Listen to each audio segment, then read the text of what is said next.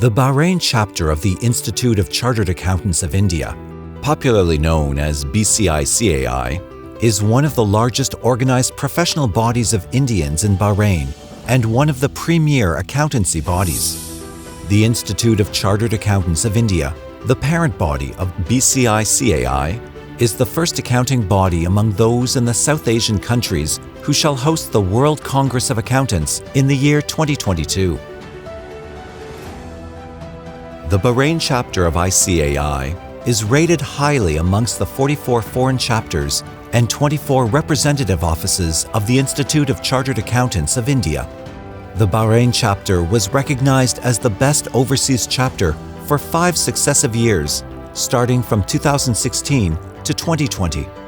With members spread over various domains, including government, public, and private organizations, the BCICAI provides a forum to members for furtherance of their professional pursuits and knowledge. Since its conception in 1985, the chapter has grown from strength to strength and now has a membership of over 450 member chartered accountants. Now in 2021, with the advent of a new era of post-pandemic environment, the chapter is launching the 13th Annual International Conference, a grand physical event after a period of 1 year of COVID-19 restrictions. The conference shall provide a platform for various entities in Bahrain to collaborate with BCICAI as sponsors and reach out to one of the largest gatherings of C-level executives and key decision-makers of various high-profile organizations in Bahrain and neighboring GCC countries.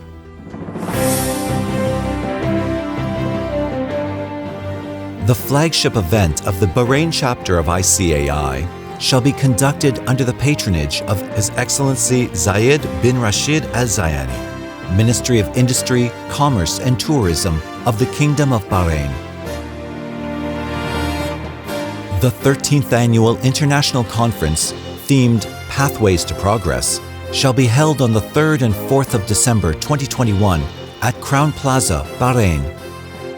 In the conference, internationally acclaimed eminent personalities like Ashish Vidyarthi, Jatin Dalal, P.R. Ramesh, and others will address the audience in the post-pandemic world as we settle into the new normal.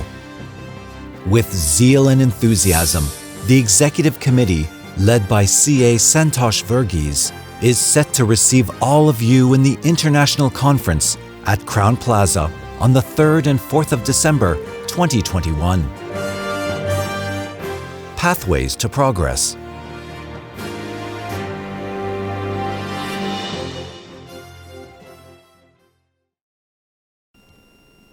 Good morning, everyone.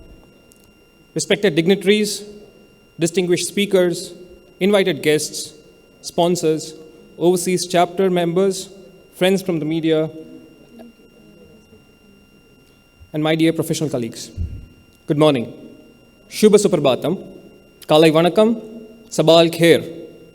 I am C.A. Sthanumurthy Vishwanathan Meera, the Secretary of the Bahrain chapter of the Institute of Chartered Accountants of India. I welcome you all to the 13th flagship annual international conference titled Pathways to Progress. It gives me great pleasure in seeing so many members coming back to the floor after a duration of almost 2 years. We had the last event virtually, and so it's nice to see so many faces. There are certain ground rules that I want to introduce so that we all are able to enjoy this day and tomorrow in the most benefiting manner for all of us. We should all respect the speaker on the stage and the performers to ensure that they do not get distracted by sounds from our mobile phones.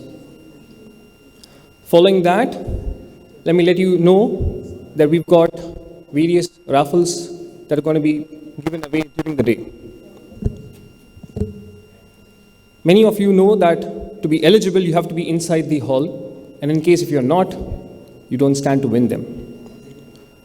Just to let you know, we have our sponsors stall outside, and I request you all to visit them to understand what are their offerings, and at the same time, drop in your business cards, because there are going to be raffles from business cards as well, in addition to your attendance, which is through the Excel file. So I request you all to spare some time during the various breaks and drop in your business cards to show your support to them who have supported us for this event.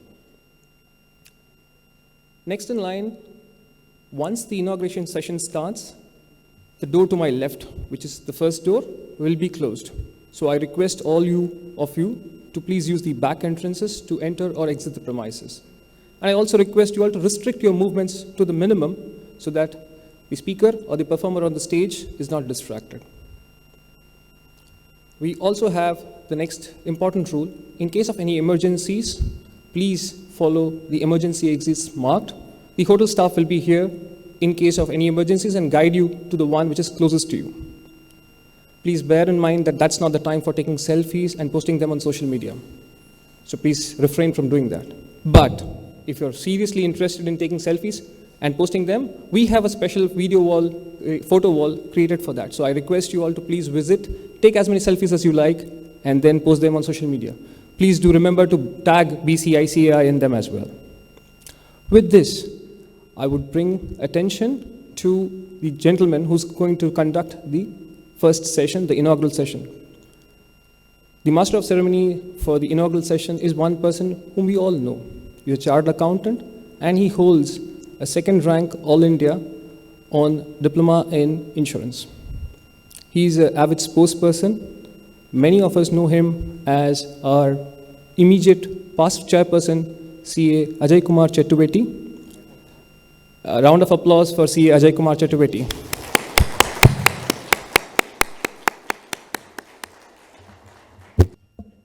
Thank you, C.A. Sthanamurthy. Maybe you should have introduced me as the virtual chairperson, because I was the person who virtually came and went between the last physical annual conference and this one. So on behalf of C.A. Santosh Varghese and the executive committee of the BCICI, and on my personal behalf, I extend warm greetings to all the dignitaries from Bahrain and India, eminent speakers, sponsor representatives, invited guests, overseas chapter leaders and members, past BCICI chairpersons, our mentors, and our beloved BCICI members. I welcome you all to the 13th Annual International Conference of the Bahrain Chapter with the theme, Pathways to Progress. To begin the proceedings, I would request all of you to rise for the National Anthem of Bahrain, followed by the National Anthem of India and the ICI motto song.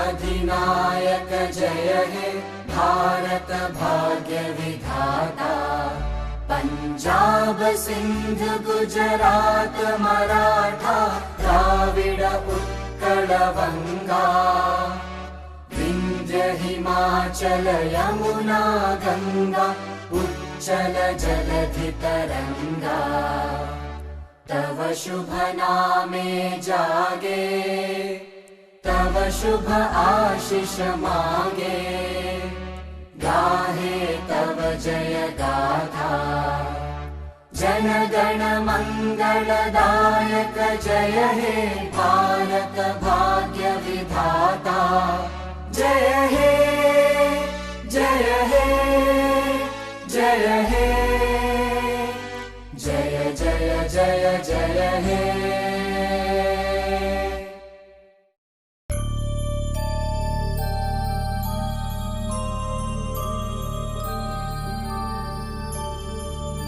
य एष सुप्तेषु जाग्रति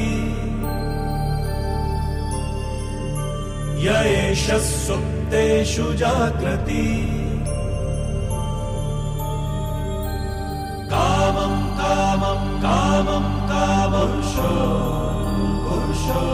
निर्विमाणः निर्विमाणः तदेव शुक्रं तदेव शुक्रब्रह्मा तद्ब्रह्मा तदेवामृतमुच्यते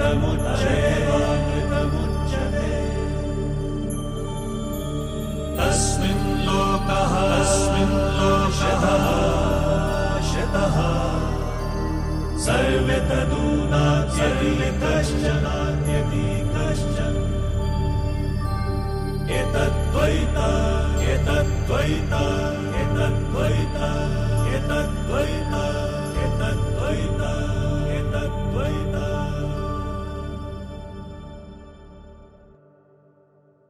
Thank you, everybody. You can take your seats.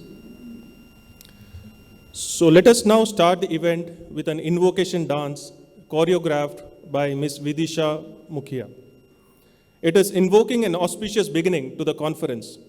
I would call it the Unleashing the Potential performance because it is going to be performed by 4 of our members and 1 young family member.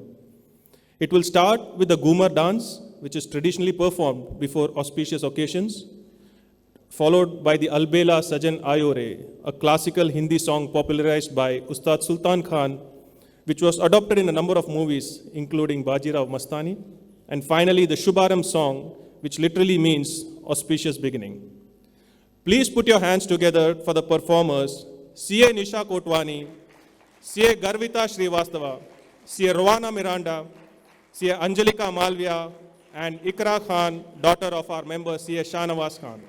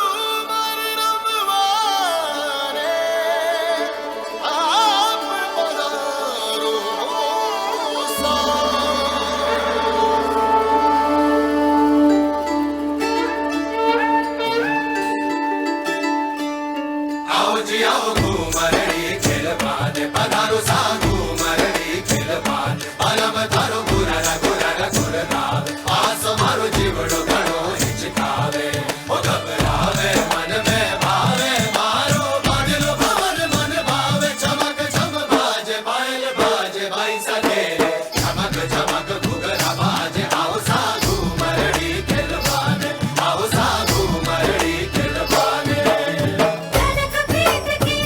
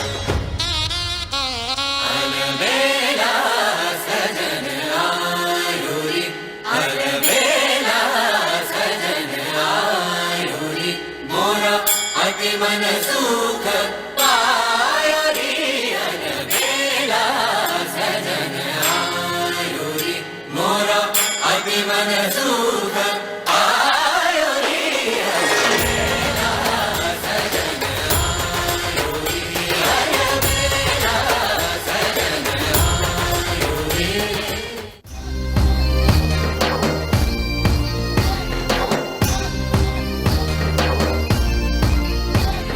रंगी परोड़ आवी खुशियों संगे लावी हर खाए हयू हाय हाय रंगी परोड़ आवी खुशियों संगे लावी हर खाए हयू हाय हाय हाय हाय हाँ मजा है जिंदगी नशा है जिंदगी धीरे धीरे चढ़ेगी हाँ दुआ दे जिंदगी बता दे जिंदगी बात अपनी बनेगी हाँ ख्वाबों के बीज कच्ची जमीन पे हमको बोना है आशा के मोती सांसों की माला हमें पिरोना है अपना बोझ मिल के साथ ही हमको ढोना है शहनाई शहनाई शहनाई.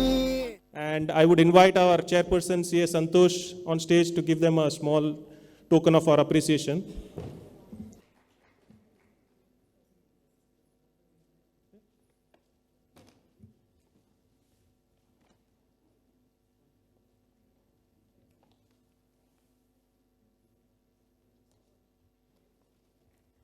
This is Ikra Khan, daughter of C.A. Shanawaz Khan, C.A. Garvita Srivastava,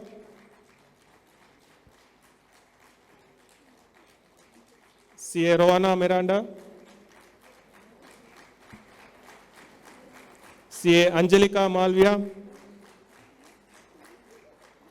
and finally, C.A. Nisha Kotwani.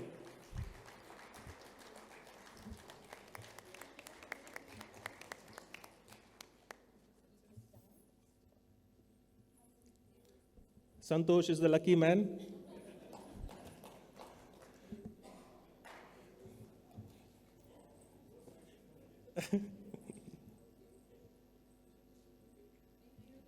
Thank you, everybody.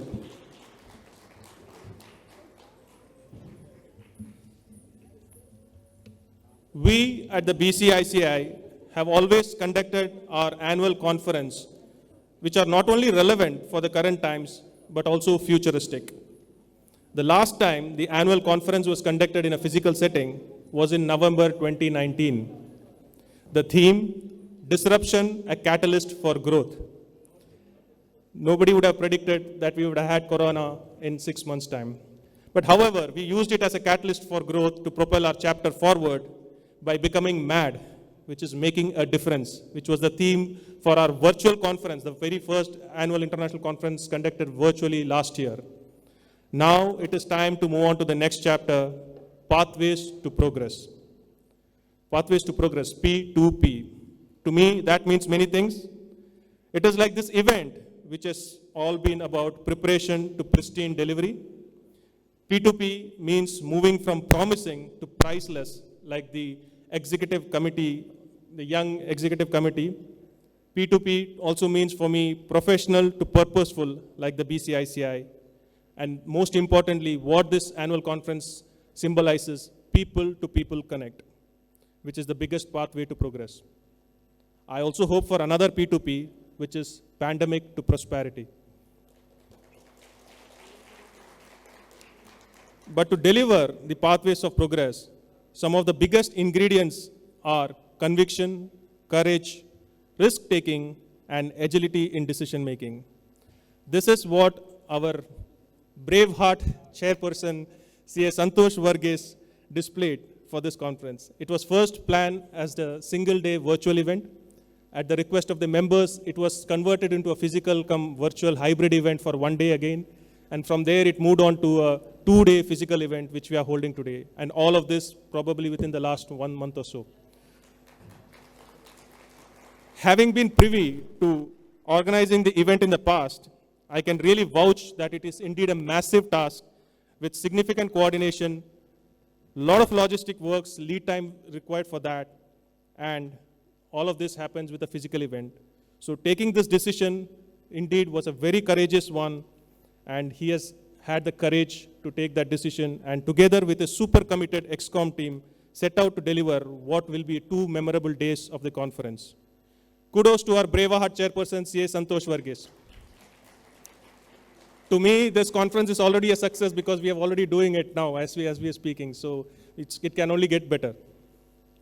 Over the next 2 days, we will listen to expert speakers share their thoughts on this theme. I am sure, like you, like me, all of you are looking forward to these enriching sessions.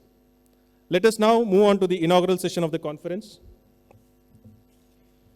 I now request Chairperson C.A. Santosh Varghese to come up on stage to welcome our dignitaries for this conference. I request C.A. Sharmila, Vice Chairperson, BCICAI, to escort the dignitaries to the stage.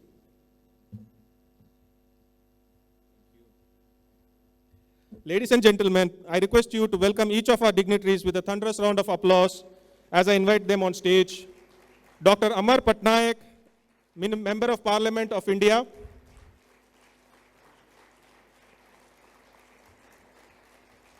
Mr. Nibras Mohammad Talib, Assistant Under Secretary, Commercial Registration, representative of His Excellency Zayed Al Zayani, Minister of Industry, Commerce and Tourism.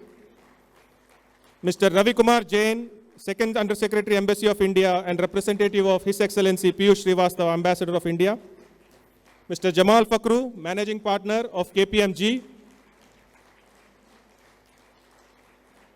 And our dear friend, Mr. Abbas Al-Radi, Chairman of the Bahrain Accountants Association.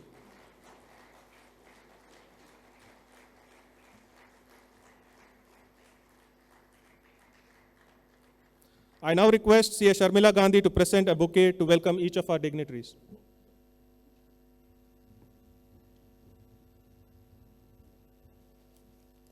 You can keep the claps going.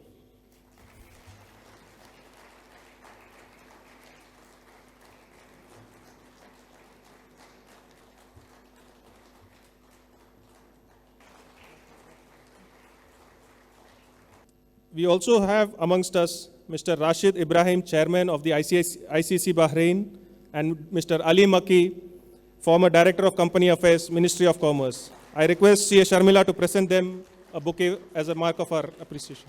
Light is the universal symbol of truth, knowledge, and shows us the path of the future. Lighting a lamp before a ceremony is considered to be auspicious, and the light from the lamp is a metaphor for the transformation involved in the quest for enlightenment and seeking of knowledge. So let us start our conference with the lighting of the lamp. I request our dignitaries on the stage to kindly step forward to light the lamp.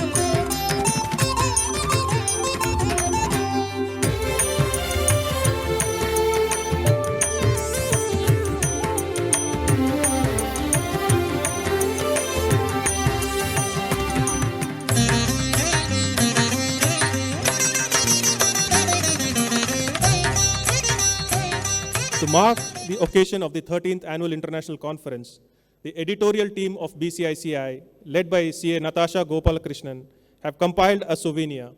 I request C.A. Natasha to be on stage to launch the souvenir. I request our dignitaries on stage to release the souvenir for this year by receiving a copy from the editor.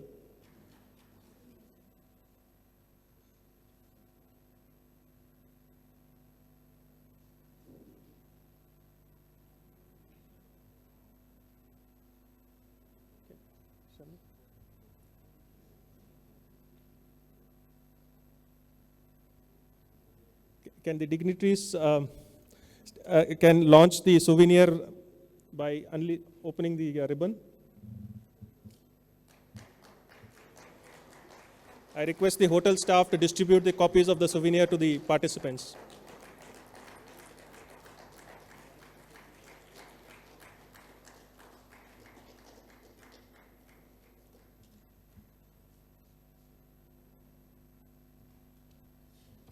Thank you, CA Natasha. The annual international conference is truly the highlight to the term of any executive committee, and especially for the chairperson who puts his heart and soul to deliver a high-quality conference. As already mentioned, he has taken a very bold decision to conduct this in a very short time as a physical event. So it is my pleasure to welcome our P2P, passionate to perform chairperson, CA Santosh Varghese, to deliver his welcome address. To CA Ajay Kumar for that lavish introduction. Distinguished dignitaries on the stage, off the stage, and some are joining through virtual platform. Invited guests, sponsor representatives, media representatives, overseas chapter representatives, and my dear members. Very good morning. Good morning. It's my pleasure to welcome Mr. Nibras Muhammad Talib, Assistant Under Secretary, Commercial Registrations, representative of His Excellency Syed bin Rashid Al Zayani, Minister of Industry, Commerce and Tourism for the country of Bahrain. Also, I would like to thank His Excellency for extending patronage to our 13th International Conference themed Pathways to Progress. And let me also welcome Dr. Amar Patnaik, Honorable Member of Parliament, Rajya Sabha, for taking extraordinary pain and reaching Bahrain for our event. Mr. Ravi Kumar Jain, Second Under Secretary, representing His Excellency Sri Piyush Srivastava, Ambassador of India to the Kingdom of Bahrain. Mr. Jamal Pakru, Managing Partner, KPMG, and ardent supporter of BCICAI. CA Nihar Jambusaria, President of ICAI in his absence due to CA election commitments. CA Prabhulla Chajad, former President and Chairman of World Accounting Congress 2022. Mr. Abbas Al-Radi, Chairman of Bahrain Accounts Association. Overseas chapter representatives, learned speakers, invited guests, valued partner representatives, beloved members, media persons, friends, and well-wishers. On behalf of BCICI, as a chairperson, it gives immense pleasure to welcome one and all to this prestigious flagship event of BCICI.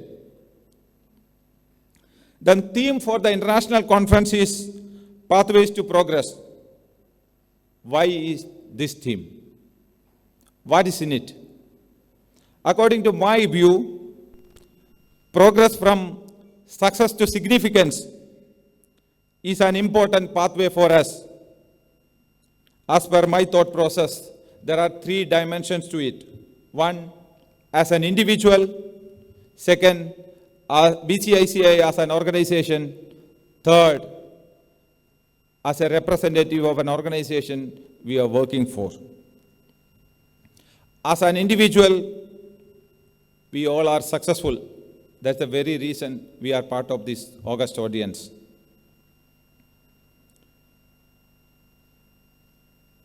But let us introspect. Are we significant? Are we making enough contribution to the society, friends, and the family we are part of? Next, BCICI as an organization, we are very successful. As CA Ajay Kumar told, we are able to do this kind of an event in a very short period of time. Still, we need to introspect. As an organization, are we contributing enough to the growth of this wonderful nation, Bahrain, and the ecosystem we are part of? Third and the last, the organization we are working or representing definitely very successful. Is it enough? Do we need to do something more than that? I believe the eminent speakers, part of this 2 days conference, will take us through pathways to progress and achieve the significance over mere success. I believe that myself and my executive committee are very fortunate because every year the ExCom will plan for 6 months to execute one international conference. This year, in 1 month's time, our executive committee planned 6 different type of international conferences. Initially, as C.Ajay Kumar told, we planned for a virtual event like last year. Later, the pandemic situation improved. We converted into a hybrid. Situation further improved. We decided to hold 2 days physical conference as every year we do.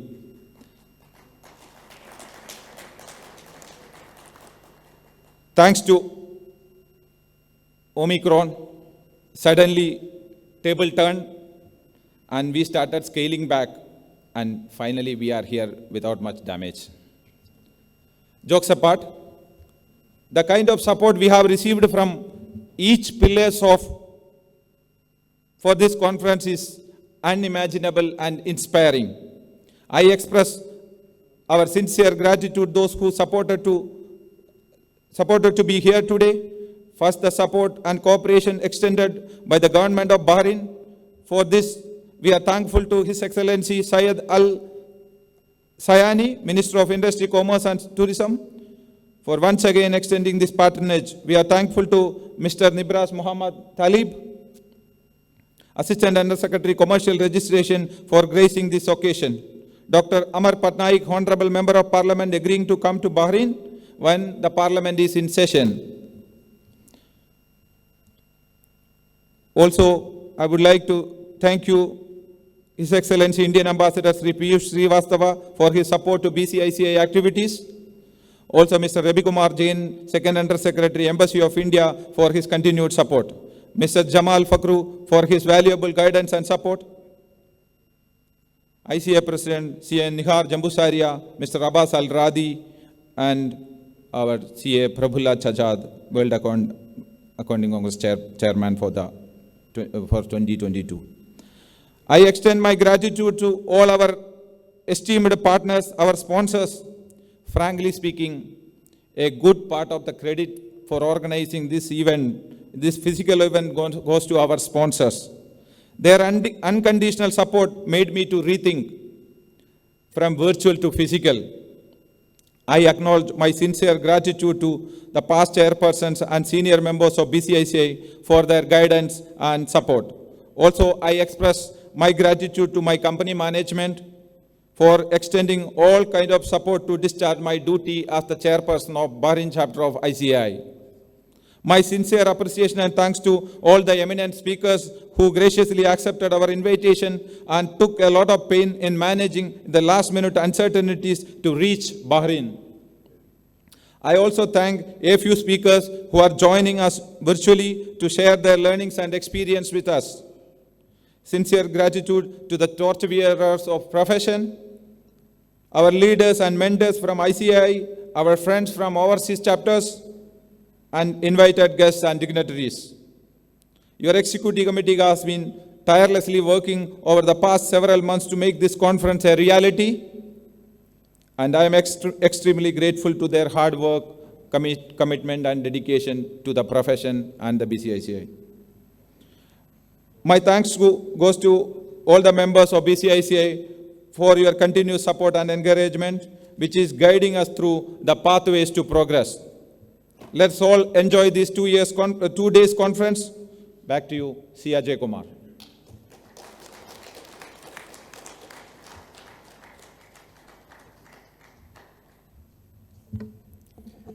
Thank you, C.A. Santosh, for explaining very clearly the purpose of the theme of the conference, as well as laying out the various challenges that you had to face in bringing this event. And I cannot reiterate enough the thankfulness to all the sponsors, because the difference between conducting a virtual conference and a physical conference is huge, and this cannot be done without the support of our sponsors. So big round of applause to all our sponsors. BCICI is blessed to have the Indian ambassador as its patron, and the current Indian ambassador, His Excellency Piyush Srivastava, has been a constant support to our chapter. We are grateful to the Indian Embassy for all the constant support that they are providing to the chapter. and all our endeavors.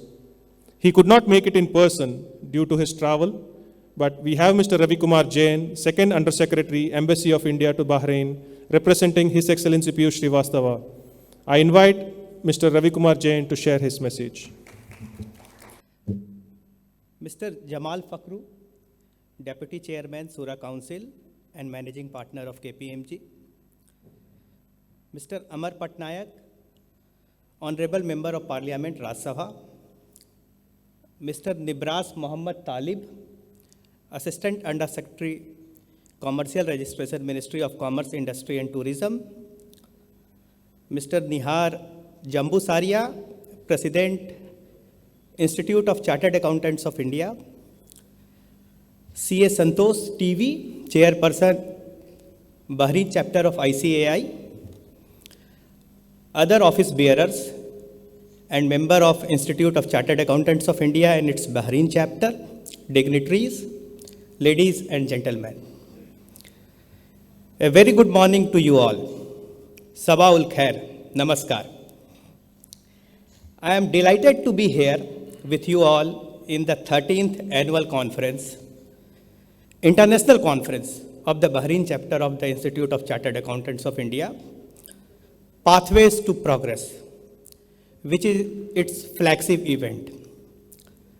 Mr. Piyush Srivastava, Ambassador of India to Bahrain, was very much looking forward to attend this event, but he couldn't, as you all know by now that he is traveling. However, he has shared a video message extending his greetings and best wishes for this event, which I would request to run. Namaskar, good morning. I am glad to know that the Bahrain chapter of Institute of Chartered Accountants of India is organizing its 13th annual international conference on 3rd December 2021. Over the years, ICAI overseas chapters have played an important role in enhancing India's economic engagement in various countries. They are an important part of our economic diplomacy and outreach and are important stakeholders in policy making. I am happy to note that the members of Bahrain chapter of ICAI, with their presence in industry, audit and consulting organizations in Bahrain, contribute to the economic development of the kingdom. They are also an important link in promoting bilateral trade and economic cooperation between India and Kingdom of Bahrain. I commend Bahrain chapter of ICAI and its members also for promoting holistic development of their members and also engaging the Indian community in Bahrain by organizing a number of cultural and social welfare activities. I once again commend and extend my greetings to the members of the Bahrain chapter of ICAI and wish them all success in future endeavors. I wish organizers all success for this event. Thank you. As Ambassador said, Indian Chartered Accountants in Bahrain have earned a reputation for professionals of very high caliber. They important contribution to the economic development of the kingdom and also in strengthening our bilateral relations. BCICAI is also doing great service professionally as well as on socio-cultural front. We appreciate the effort of Bahrain chapter of Chartered Accountants of India for bringing together such prominent group of speakers for this event. I am sure that we will see exciting and meaningful discussion and deliberation in different sessions spread over next 2 days, which will lead to new ideas and give us insight. I once again wish all the success for this event. Thank you. Thank you to Mr. Ravi Kumar Jain and also to His Excellency Piyush Srivastava for sharing the video message with his best wishes. I would now request our chairperson, C.A. Santosh, to present a memento to the ambassador and Mr. Ravi Kumar Jain.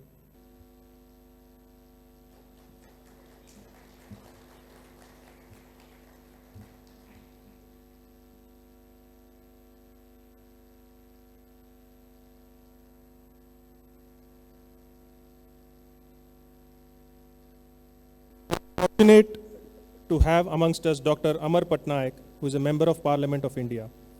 He was previously the Indian Audit and Account Service Officer and former Principal Accountant General of Sikkim, Odisha, and West Bengal and Kerala.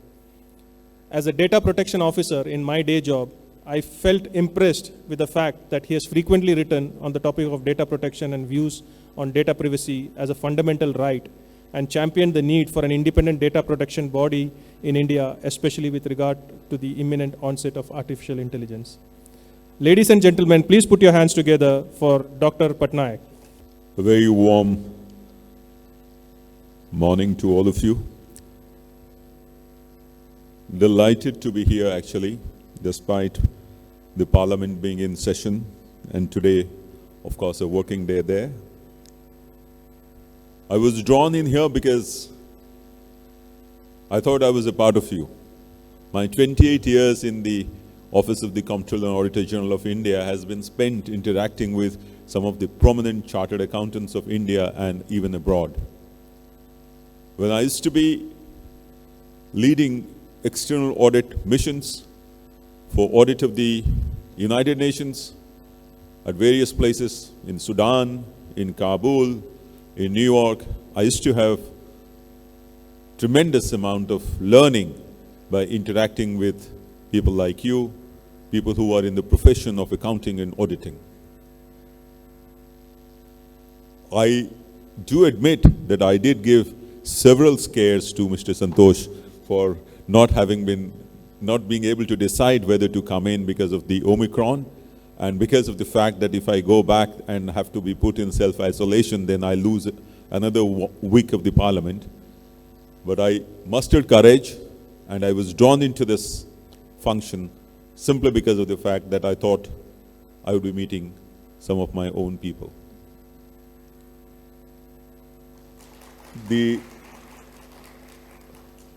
On the dais,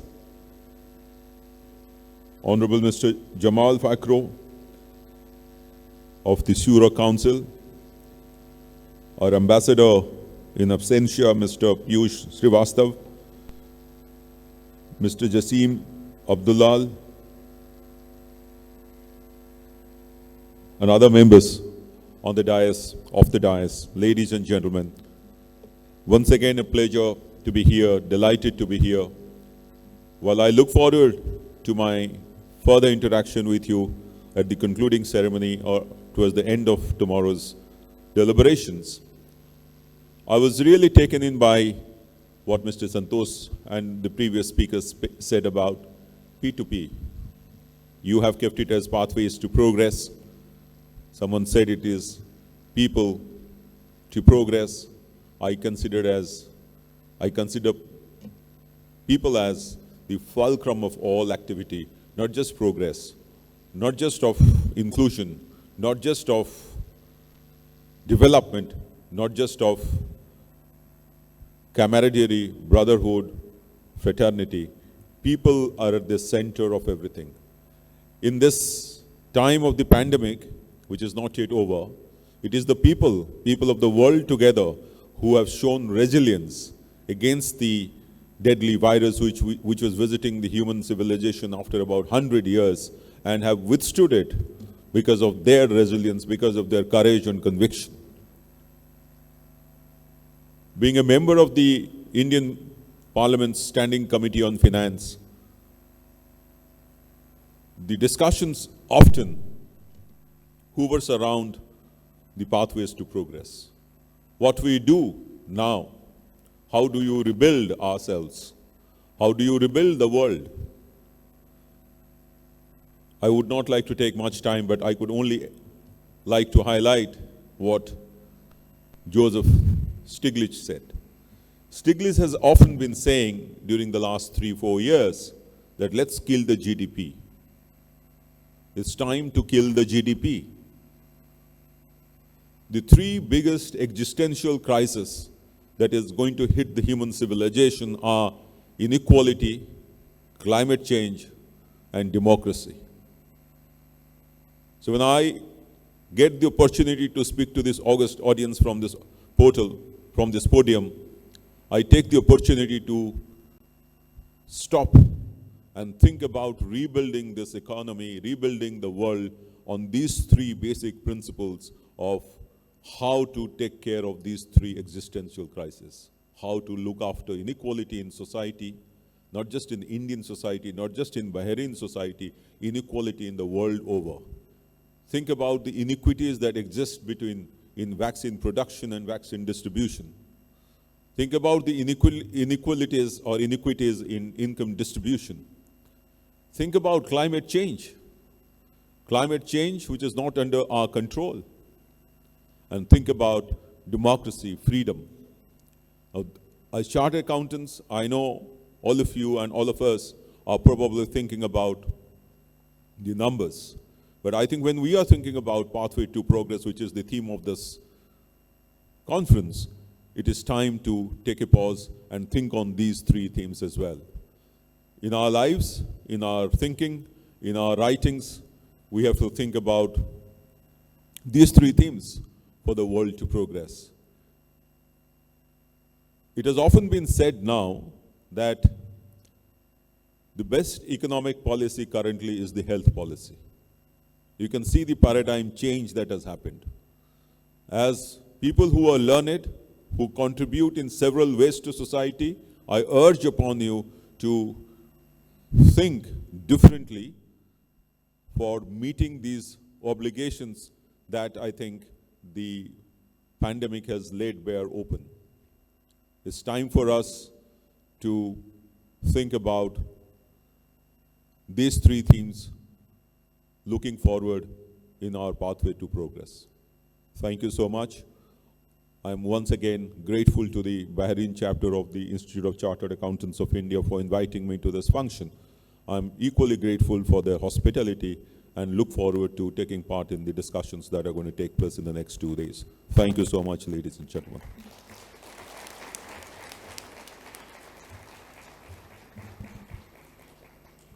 Thank you, Dr. Patnaik, for sharing such powerful message on the pathways to progress.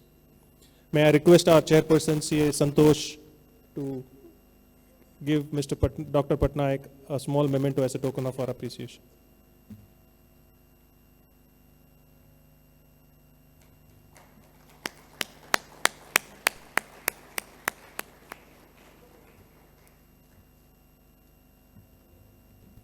Thank you.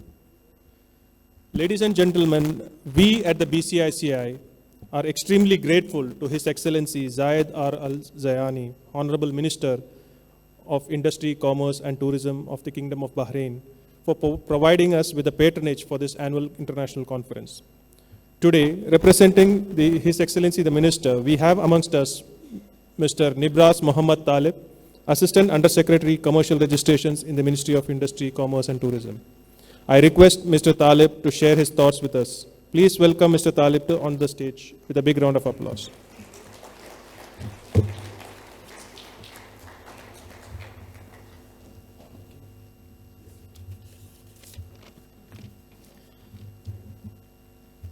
Honorable dignitaries, esteemed members of the Bahrain chapter of Institute of the Chartered Accountants of India, ladies and gentlemen, good morning.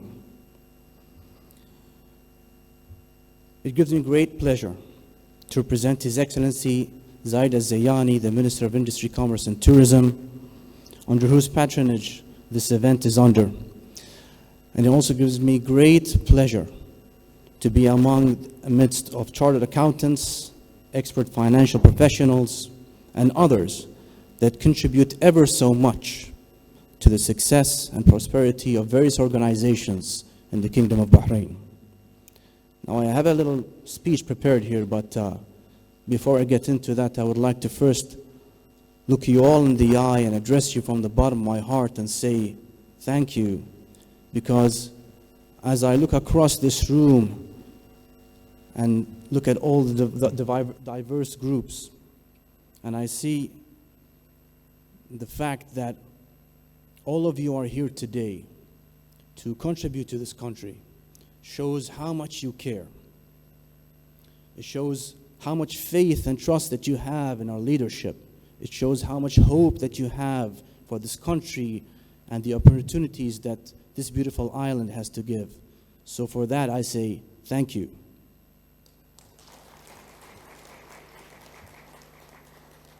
And I know that you don't want me to stand here and talk about the impacts of the pandemic because we all been through it, we lived it, and we felt it. And you do not need that from me today. What we need is this, and more of this. Because I know that, like me, you don't want to dwell on the past. Instead, you want to look forward. You want to progress. And you also want to look ahead and want to seek the opportunities. And most importantly, you want to stop putting numbers in between brackets at the end of those statements. The theme of this conference is pathways to progress. And such a smart statement and very carefully thought of, because it's not the pathway, it's not pathway to progress, it's pathways to progress, because you and I know there's more than one way to achieve progress and prosperity. Now, Bahrain has always been a forefront in the pathways to progress. Not only because of the fact that Bahrain was one of the first countries to react to the pandemic and one of the first countries in the world to roll out vaccinations to the public, but also by putting together an economic recovery plan, one of the first announced worldwide. A plan with 5 main pillars. A regulation reform that involves simplifying business procedures and introducing a portal to showcase investment opportunities in the kingdom. We've got a strategic projects plan, including a new industrial investment area. A priority sector plan, including tourism, logistics, digital economy, and financial services. We have a new labor reform market. And also, equally important is the fiscal balance program, which features new work streams to reduce expenditure. Now, the government has already embarked on a new pathway to progress, and I'm happy to see that the private sector, the community, and chapters also embracing this initiative. Now, be it accountants, engineers, auditors, doctors, you name it. We're all in this together. After all, we are all Team Bahrain. Yes, this is a small island, but in that we see an advantage. We see the ability to adapt, to enhance, to act quickly, and to find opportunities from within the risks.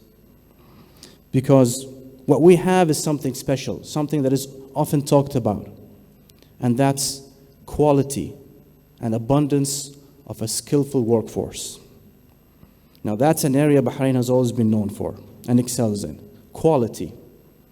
Not only do we have to address volume, but we focus on quality. That's our niche, because with quality comes better standards of living. Now, it's probably unconventional of me at this platform to use a quote from a song, but I believe that music and songs is a crucial, integral part of the Indian culture. So I'm going to just go ahead and mention that quote. And it's from a song by Pink Floyd. And in that song, Stephen Hawking lended his voice by saying the following: all we need to do is make sure we keep talking. To keep talking, to communicate, to share our experience, best practices. What have we done in the past 2 years that made us sustain, be better, and to continue forward? And just like before me, the former Assistant Undersecretary of Commercial Registration Companies, Mr. Ali Makki, was here today. And today I am with you, and hopefully in the future, going forward years to come, someone else will be here. The Ministry of Industry, Commerce and Tourism. Not only do we see ourselves as regulators, but also as partners.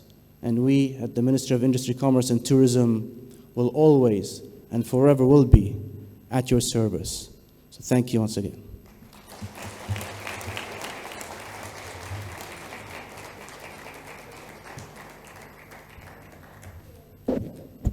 Thank you, Mr. Talib. I would now request our chairperson, C.A. Santosh, to provide Mr. Talib with a memento as a token of our appreciation. I also take this opportunity on behalf of all the residents of Bahrain to thank the wise leadership of Bahrain, which has always been at the forefront of pathways to progress for all the residents, and the Ministry of Industry, Commerce and Tourism, which has been leading the ease of doing business in Bahrain together with the EDB. Thank you so much.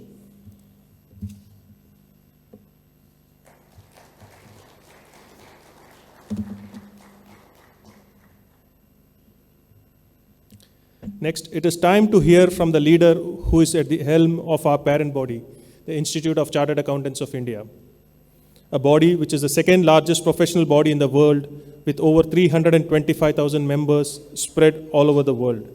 CA Nihar Jambusaria. He could not join us in person due to the ICAI Council elections happening in India over the next 2 days, but he has sent across a video message with his best wishes for the success of this conference. Can we have the AV, please? Hello members, greetings from India. It gives me immense pleasure to address you all on the occasion of 13th Annual International Conference organized by the Bahrain chapter. In this testing time, you have selected a very right theme, pathways to progress. We were all stuck with the pandemic for 18 months and we did not know when progress will start. We felt as if the economy will be flat for some time, or we were wondering whether it will be seesaw type, will rise and fall, or the progress will be steep.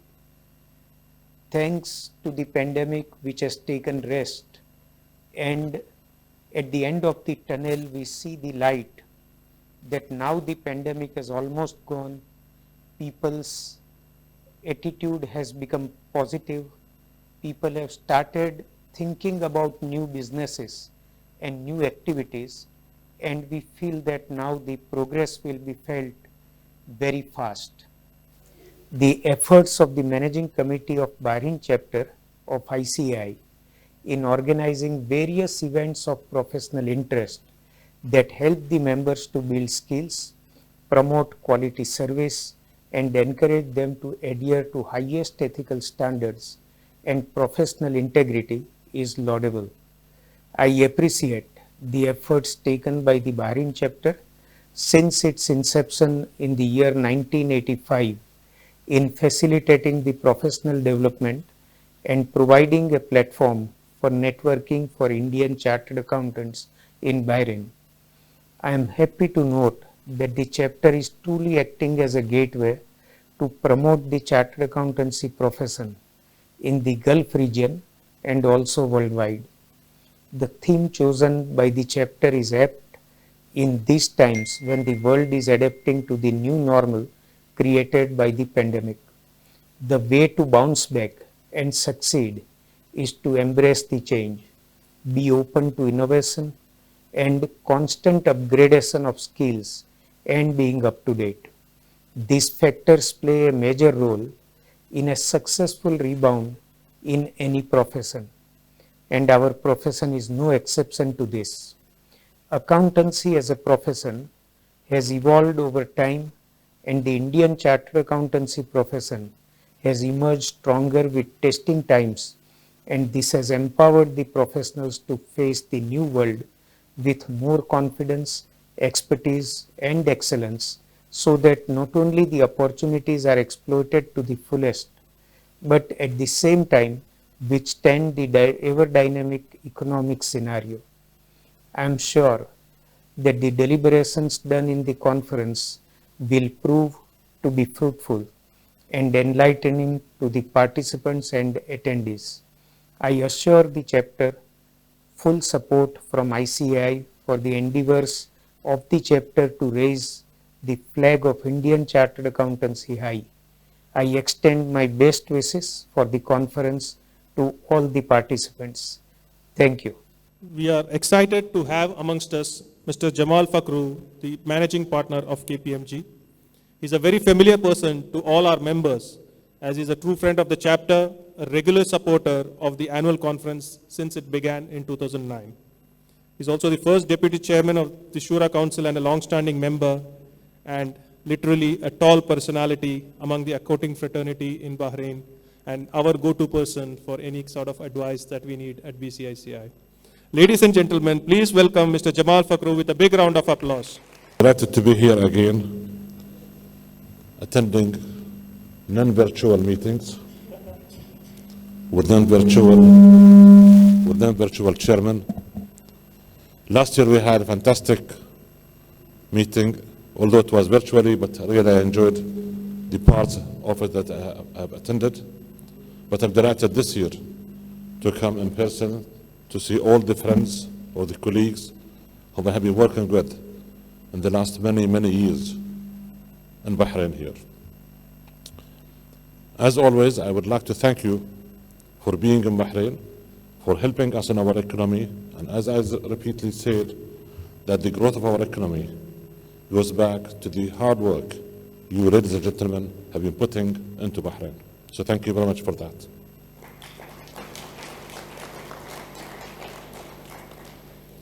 I would also like to thank you as a Bahraini citizen for all the hard work and the great work you did helping us to fight the pandemic.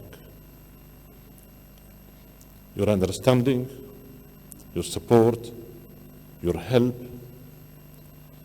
and spreading the positive word within the family, within the schools, within the community, to take care of themselves and of the country is highly appreciated. So many thanks for being great citizens.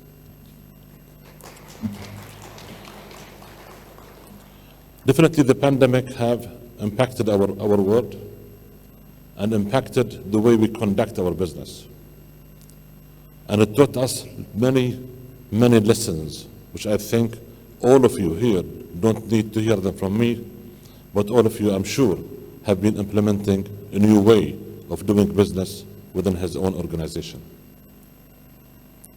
The one major positive thing that the pandemic brought to us is discipline, is time management. In the old days, we spent many hours commuting, traveling, spending lots of hours visiting, chatting before any meetings and so on. Today, we are really disciplined in our meetings. We start on time and finish on time. We can work from anywhere in the world, and thanks to the technology and that. We can do all our work without hesitance. In the old days, we cannot call a client on the phone to discuss with him a proposal or to talk to him about his affairs or discuss his financial statements. Today we do all of that across the net. We will continue to do part of that, but definitely it will not overcome the warmth of being together, attending meetings together. That humanitarian part of us would continue definitely going forward.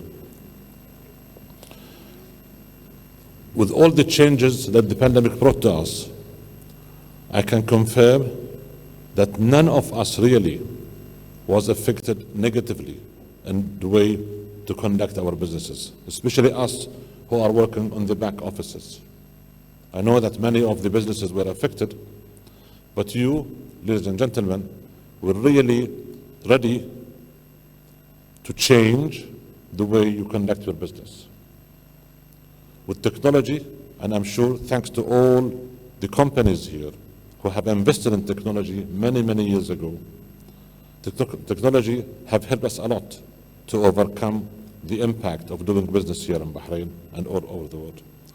So thank you very much for your high quality of education and high quality and commitment of using technology and doing your business.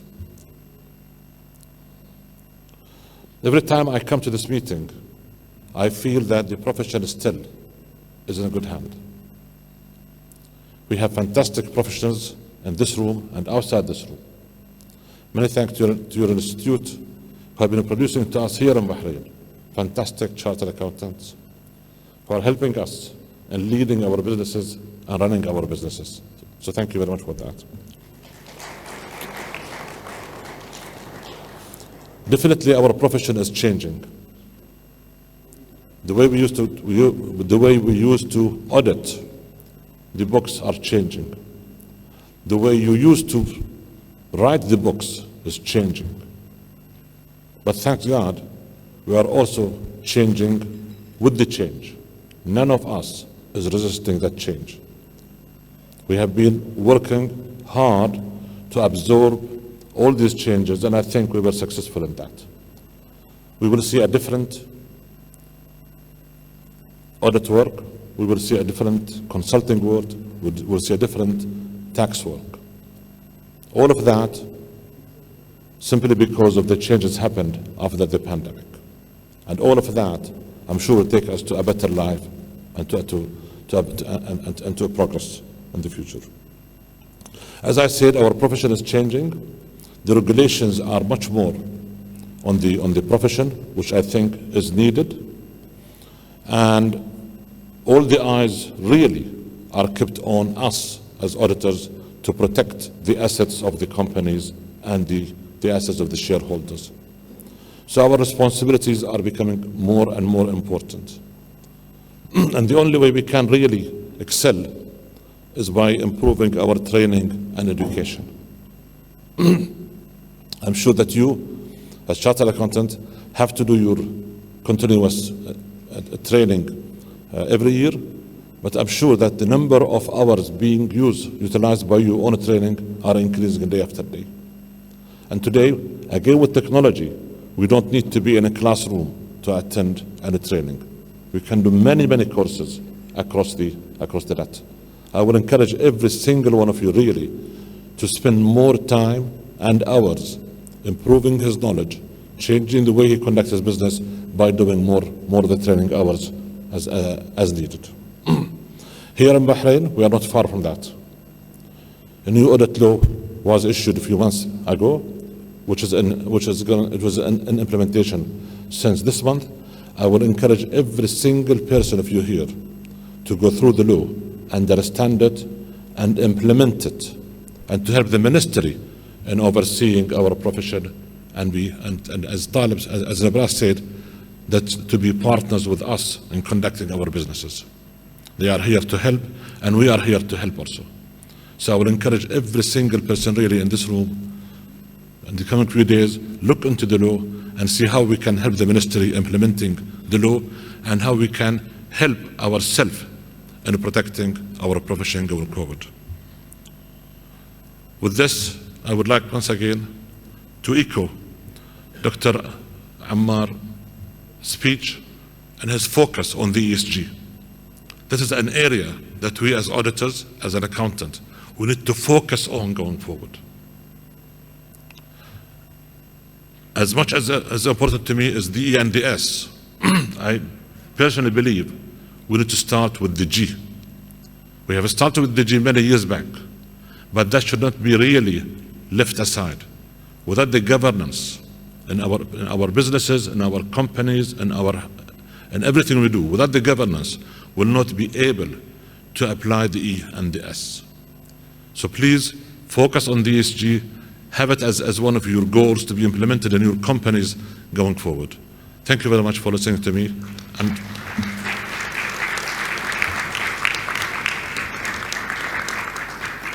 hopefully we'll see you again next year, inshallah. Thank you, sir, for the wonderful words of wisdom.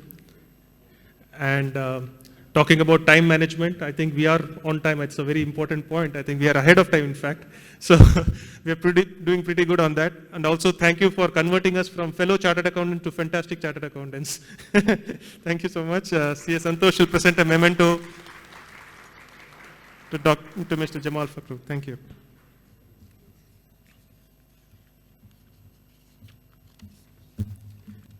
The BCICI, in its current form, has been operating under the affiliation provided by the Bahrain Accountants Association. We are really honored by the presence of the BAA chairman, Mr. Abbas Al-Radi. He is also someone who has been a regular presence at all our international conferences since the beginning, and we are truly grateful for his support. Request everyone to put your hands together for Mr. Abbas Al-Radi. Colleagues, chartered accountant, dignitaries, it gives me great pleasure to welcome you all to this 13th annual conference of the Indian Charter Accountant chapter in Bahrain. We are proud of our association with you as the backbone of the accounting profession in the Kingdom of Bahrain. The profession, with your support, has gone so far and established itself as one of the pillars of Bahrain economies. And as my colleagues and previous speaker said, you are really the dynamic and the machine or the engine of this economy. We are at the Kingdom of Bahrain proud of your support and your continuous existence with us. So the only message I would like to say, I don't want to add anything. We appreciate your commitment, and we are going to be supporter and going to be with you on all your activities. The profession has really or is witnessing a lot of changes, and through your commitment, your perseverance, your keeping abreast with the changes in regulations as well as in the profession standard will help you to develop yourself and also will help you to provide the best services to your client. As the speaker said, with the pandemic, as much as it is, as the pandemic put us backward or slowed down the economies, it gave us a lot of opportunities and means and ways of doing business. So the theme of this conference, Pathway to Progress, Mr. Nabras said, no, there are more than one way to progress. We all believe that as a human being, we will find our ways around every pandemic comes to us, or every obstacle comes in our way. And there are so many ways and means to progress. Our message as a human being is to progress, and our message as accountant to our client and to ourselves is to support the progress of the business we are responsible for and to progress the economies that we are working around. I finally say that your chapter is doing a great job and giving great support to the country and to the community. Please keep it up, and assure you all once and again of the support of the Bahrain Accounting Society and all our colleagues in the Kingdom of Bahrain. Thank you.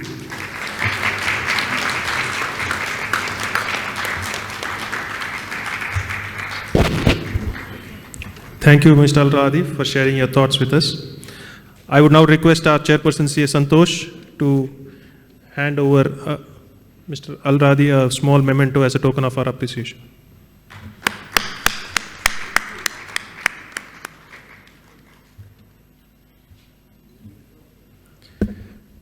So next, we have a very special guest joining us from India virtually. The year 2022 is special for all Indian Chartered Accountants. This is because it is the year when our parent body, the Institute of Chartered Accountants of India, will host for the very first time the World Congress of Accountants, which is popularly known as the Olympics of the accountancy profession, due to it being held once in 4 years. Since this is the last annual conference before the World Congress of Accountants is conducted in 2022, it is our privilege to have with us past ICAI President and currently the Chairman of the Executive Committee of the World Congress of Accountants 2022, CA Prafulla Chajit, to say a few words about this massive event that will be held which will be hosted by the ICAI. Thank you very much. At the outset, my greetings to all of you on your 13th annual conference. And I am really happy to see the progress of the Bahrain chapter, that today you are celebrating the 13th year of your annual conference. And this was possible because of commitment of each and every member. Basically, you all left India to pursue the various dreams of yours and also to make a career. But I'm really happy that you never forgot your alma mater, and each one of you has become the brand ambassador of the profession and spreading the wings of the profession, spreading the good values of the profession across the globe. And Bahrain chapter, I have very fond memories because I had traveled to Bahrain a couple of times. And today when I was looking at the audience, many of you are also attending physically. So thanks to the Santosh and his entire team for wonderfully arrange this particular annual conference, even this difficult, so-called difficult situation. Having said all these things, friends, today is also a very important day because back home in India, we are all actually voting for our next council and the regional council physically. So I'm quite sure many of you must have got the exercise your vote by sending the ballot papers to the ICI. If not, please do send it immediately so that we all participate into that particular activity of the ICI, which is very near and dear to all of us. Friends, today I am speaking about the next World Congress of Accountants. As it is rightly said, it is happening for the first time in our India in the history of the 100 years of the World Congress of Accountants. And India is the first country to host this in the Southeast Asia.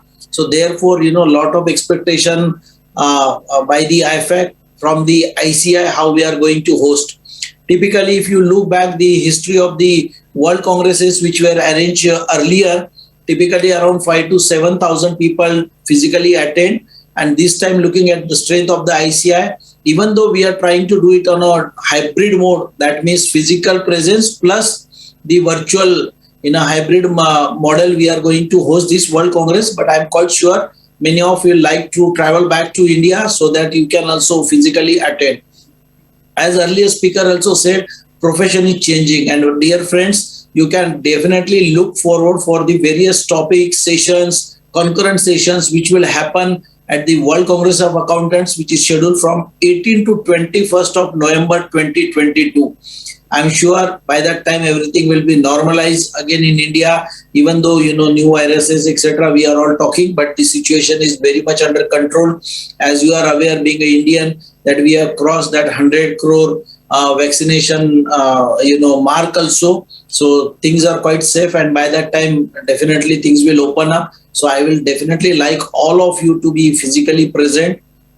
Special request to the chapter and all the members that apart from participating in a large number, very soon we will be forwarding you the messages about the World Congress activities, etc. So please forward it to all other chartered accountants or other fellow members who may not be the members of the ICI, but definitely they are the professional. Because this World Congress is not only for the chartered accountant, but it is also attended by the university professors and the people from the ministries, etc. So using your good offices and contacts, definitely please forward it to all of you. I will also request that whatever small contribution by way of sponsorship, if we can raise, because it is for the first time ICI is going to host and the cost is again very, very huge. So I'll be requesting all the members for that. And friends, definitely at ICI, I can, since you all are member of the ICI, I can assure you this conference which is happening in the Geo World Convention Center, which is located in the Bandra Kurla complex of Mumbai. Exactly opposite to that, we have our regional headquarters, and one entire floor we have dedicated for these activities of the World Congress. Preparations are already on. We are in touch with the various speakers. In case you have some suggestions about the speakers, etc., please do forward it to us so that we can also consider. And definitely, it is going to be a once in a lifetime, memory for all of us. You will be finding so many pavilions, so many, as I said, the concurrent sessions, and also with the help of the chapters also we'll try to have, global networking summit also over there, so that you can not only be participating but also meeting and interacting, and also trying to network with our fellow friends from across the globe. So many things which are happening. Once again, request to all of you that please, whenever now you are planning for your visit to India, if not, but again, one more time, if you cannot postpone, but additionally also reserve your timing from 18 to 21st of November 2022. It is going to be at Mumbai, and by next month we will share you all the details about registration processes, the website details, the links which you can forward it to.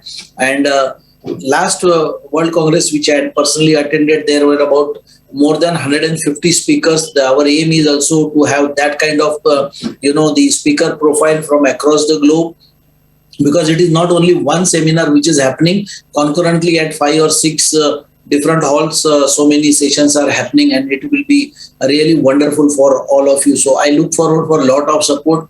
Once again, thanks to Bahrain chapter, which is doing wonderful job in terms of reaching out to the members. You are actually deserve a lot of applause from not only from me as a personally, from on behalf of the president and the council also I can speak that wonderful activities are being conducted at Bahrain, because when I was there, we have also met the various government authorities in that particular program. Also, the people from the government also participated a couple of years before, and therefore I'm quite sure with the support of the Bahrain chapter, this World Congress will be definitely is going to be once in a lifetime remembering event. So it is not only the conference which we are coming, we want to treat it as like a festival, big celebration, and arrangements will be of that level. That much assurance at this particular time I will be giving. And of course, periodically as things progresses, I will once again through chapter will try to get in touch with you. Thank you so much, the entire team of the Bahrain. And we are also forwarded the video which we had made. So time permitting, the chapter will play that video maybe during any time of the conference. So once again, thank you so much. In case any member has specific questions, I will be happy to answer. Otherwise, look forward for your support for the World Congress of Accountants scheduled on 18 to 21st of November 2022 at Mumbai. Do reserve your time and plan travel accordingly. Thank you so much. Thank you, Prafulla ji, for sharing details of the World Congress of Accountants 2022. We're really proud that ICAI is hosting it this time in Mumbai.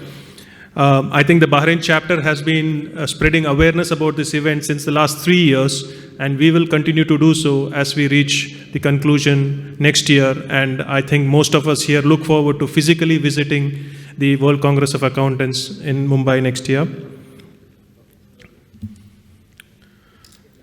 Ladies and gentlemen, that concludes the inaugural session of the conference. I wish you a wonderful and enriching conference ahead. As we transition to the next session, some of our dignitaries will excuse themselves due to other exigencies. We thank them all for being with us this morning. Now that you know that I am a real person, I would like to sign off and hand over control to our erudite Secretary of BCICAI, C.S. Thanumurthy. Thank you so much and have a wonderful conference. Welcome to the first reel of the 13th season of the 2-day series called Pathways to Progress. Indian movies always bring in the whole shebang: music, dance, emotion, drama, a bit of comedy, and some action as well. We have seen some great performances on the big screen, and they leave a lasting mark on our minds and light up the extraordinary in us. चेहरे पे भोलापन है, आंखों में पागलपन. ऐसे लोग बहुत खतरनाक होते हैं, बहुत बहुत खतरनाक. और ऐसा ही एक खतरनाक व्यक्ति परफॉर्मेंस आज हमारे साथ करने आ रहे हैं. I am elated to introduce the national award winner film actor Ashish Vidyarthi ji. To introduce Ashish Vidyarthi, let's have the AV. Ashish Vidyarthi, actor and motivational speaker. A renowned film actor, also known as the avid miner, Ashish Vidyarthi is one of India's leading motivational speakers and a life coach. As a national award-winning actor, Ashish brings unique perspectives gained from working in over 200 films across 11 different languages and cultures. This helps his audience to unleash their untapped potential. Igniting minds is his passion, and he believes that human beings are in this world for a higher purpose, and that purpose is lived each day. These beliefs are the reason that led him to join us today to light up the extraordinary in us. Ashish Vidyarthi.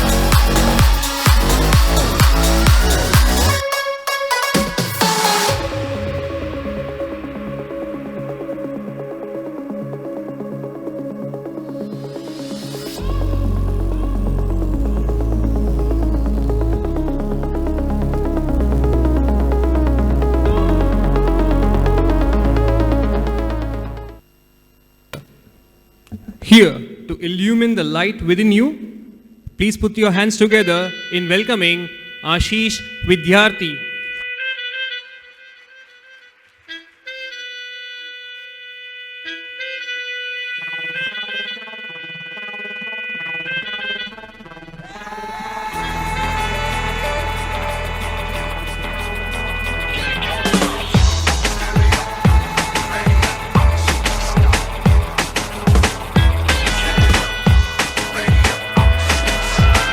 आजा आजा दिल छोड़े रात की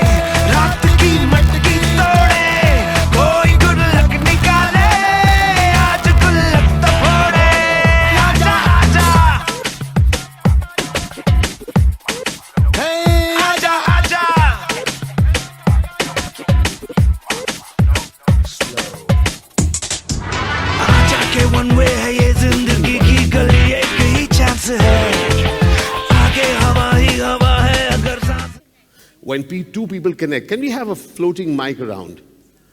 Yeah, is there a floating mic around? Yes. So a conversation is when? A conversation is when two people connect. You can find lots of things about other people. Fantastic. If I talk to someone I don't know, Yeah. it's a conversation. Yeah. So I speak to somebody whom I don't know and I connect with them. Thank you. What's your name? My name's Ikra. Ikra. Thank you so much for sharing. Wow. Wow, wow, wow. So conversations are all about connections, right? Just checking. Do connections matter to you, dear friend? Yes or yes? Yes or yes? That's the choice. You know, that's the choice that we have in life. The choice that we have in life is either to live life or to live life. Because the day you're not going to live, it's not in your hands. I want to live. And somebody says, go. Finished. Just want to check. People here know that they will die, right? Now, I don't know what you have promised in your manifesto. This year, if you elect him, you will not die. So, may I have the PPT here? So, a key part for us to get is welcome. Welcome, swagat hai aapka. Welcome to something which was completely by chance. I celebrate by chance. You and I didn't know that we were going to meet today, but we have met. If you notice that everything in your life has been by chance, yes or yes? You may say that I planned it, really. Life is happening by chance. But life becomes amazing when we can do something incredible in that by chance moment. So welcome to a by chance conversation. Can we have the PPT there? 1 second. Did the PPT reach you at all? By chance also a chance. You know? Yes. Okay, so that's fantastic. All right. Somebody just said about sabotaging my entire show. So welcome, dear friends, and welcome to a by chance conversation. My name is Ashish Vidyarthi. I'm also an actor and also a traveler, also a communicator, a father, a traveler, a vlogger, and I love to connect with human beings. Look at me, look at me.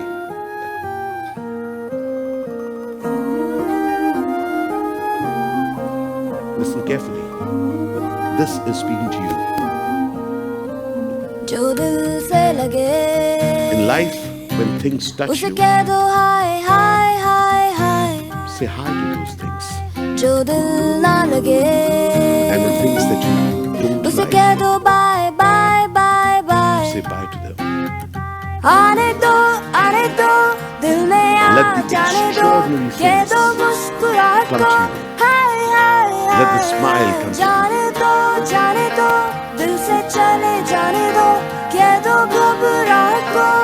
Can we just move this? Why is this not moving? Love you, Zindagi. Move this. Love you, Zindagi. Remember, my friends. Remove this completely. Yes. Say hi to the inspiring. Say bye to doubt. Can we increase the sound? Remember, my friend, in life, you are the driver. It's up to you what you want to choose to travel with you. My advice is, don't try to scold the things that you don't like. Let them be and move on. You and I can create a world which people find inspirational. You are at the cusp of what great business can do. So therefore, life travels hand in hand with you, my friend. Businesses too. At times, that business and life is upset and angry with you, yes? Remember, Life is moody. And life is teddy-mady. But it's a partnership you and I have with life. So let it come. Let's play it on. Let's play on with smile. Let's create value. Let's celebrate the value of life. Thank you, BCICAI, Bahrain. Thank you for the opportunity. And let's say it together. Love you, Zindagi.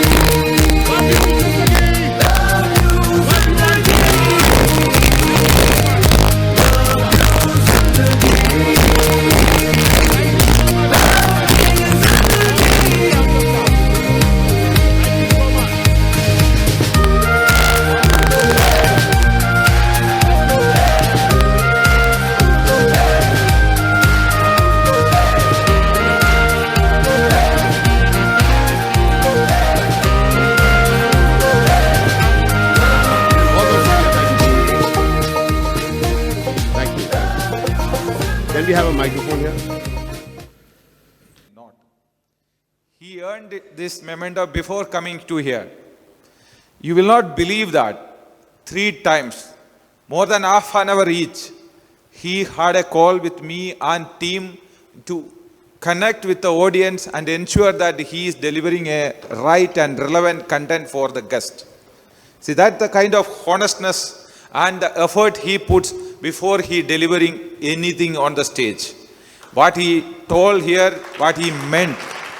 That is why I am very humbled to acknowledge him with this memento. Thank you very much, sir. Thank you so much. Thank you. Appreciate it. God bless you. Thank you. Not done yet. This is just beginning. Where I was on fire, like he told at the beginning, I was on fire last 1 week. Get up in the morning every day, all my speakers are sending me message, Santoshi, what's happening? What's happening? I was invariably sure everybody expecting from me an answer, sir, if you are not coming, it's okay.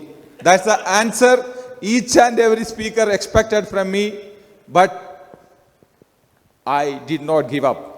I persuaded, I motivated myself with my team, all supported me.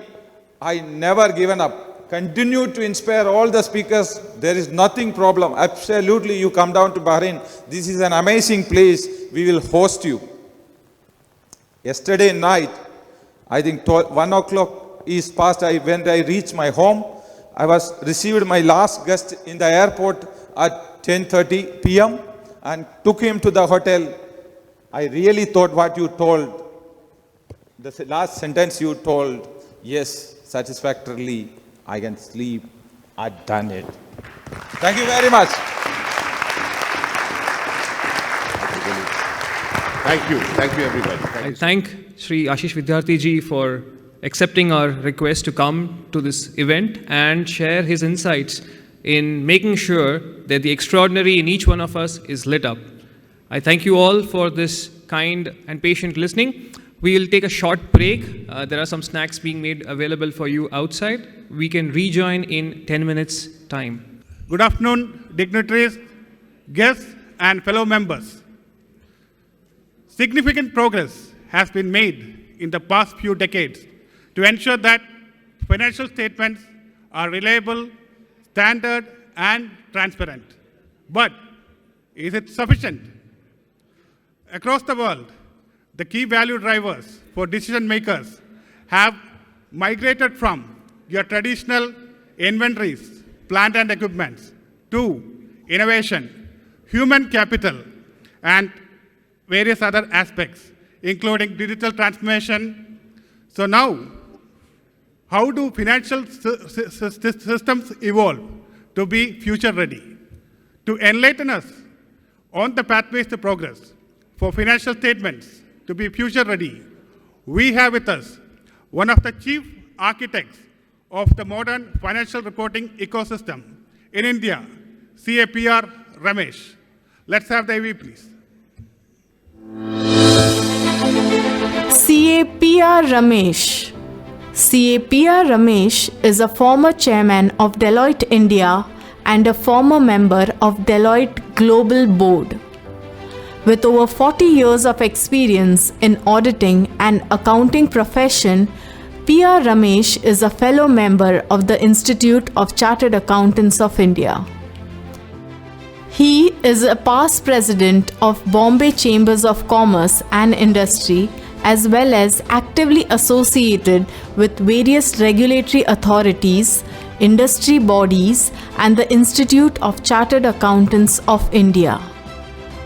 PR Ramesh is a regular speaker at various programs and workshops conducted by ICAI, RBI, CII, and SEBI globally on versatile topics including audit and accounting. CA PR Ramesh. Ladies and gentlemen, please put your hands together to welcome the inspirational leader, brilliant orator, and the pride of our profession, CA PR Ramesh. Thank you. So let me know when I should begin, please. Right.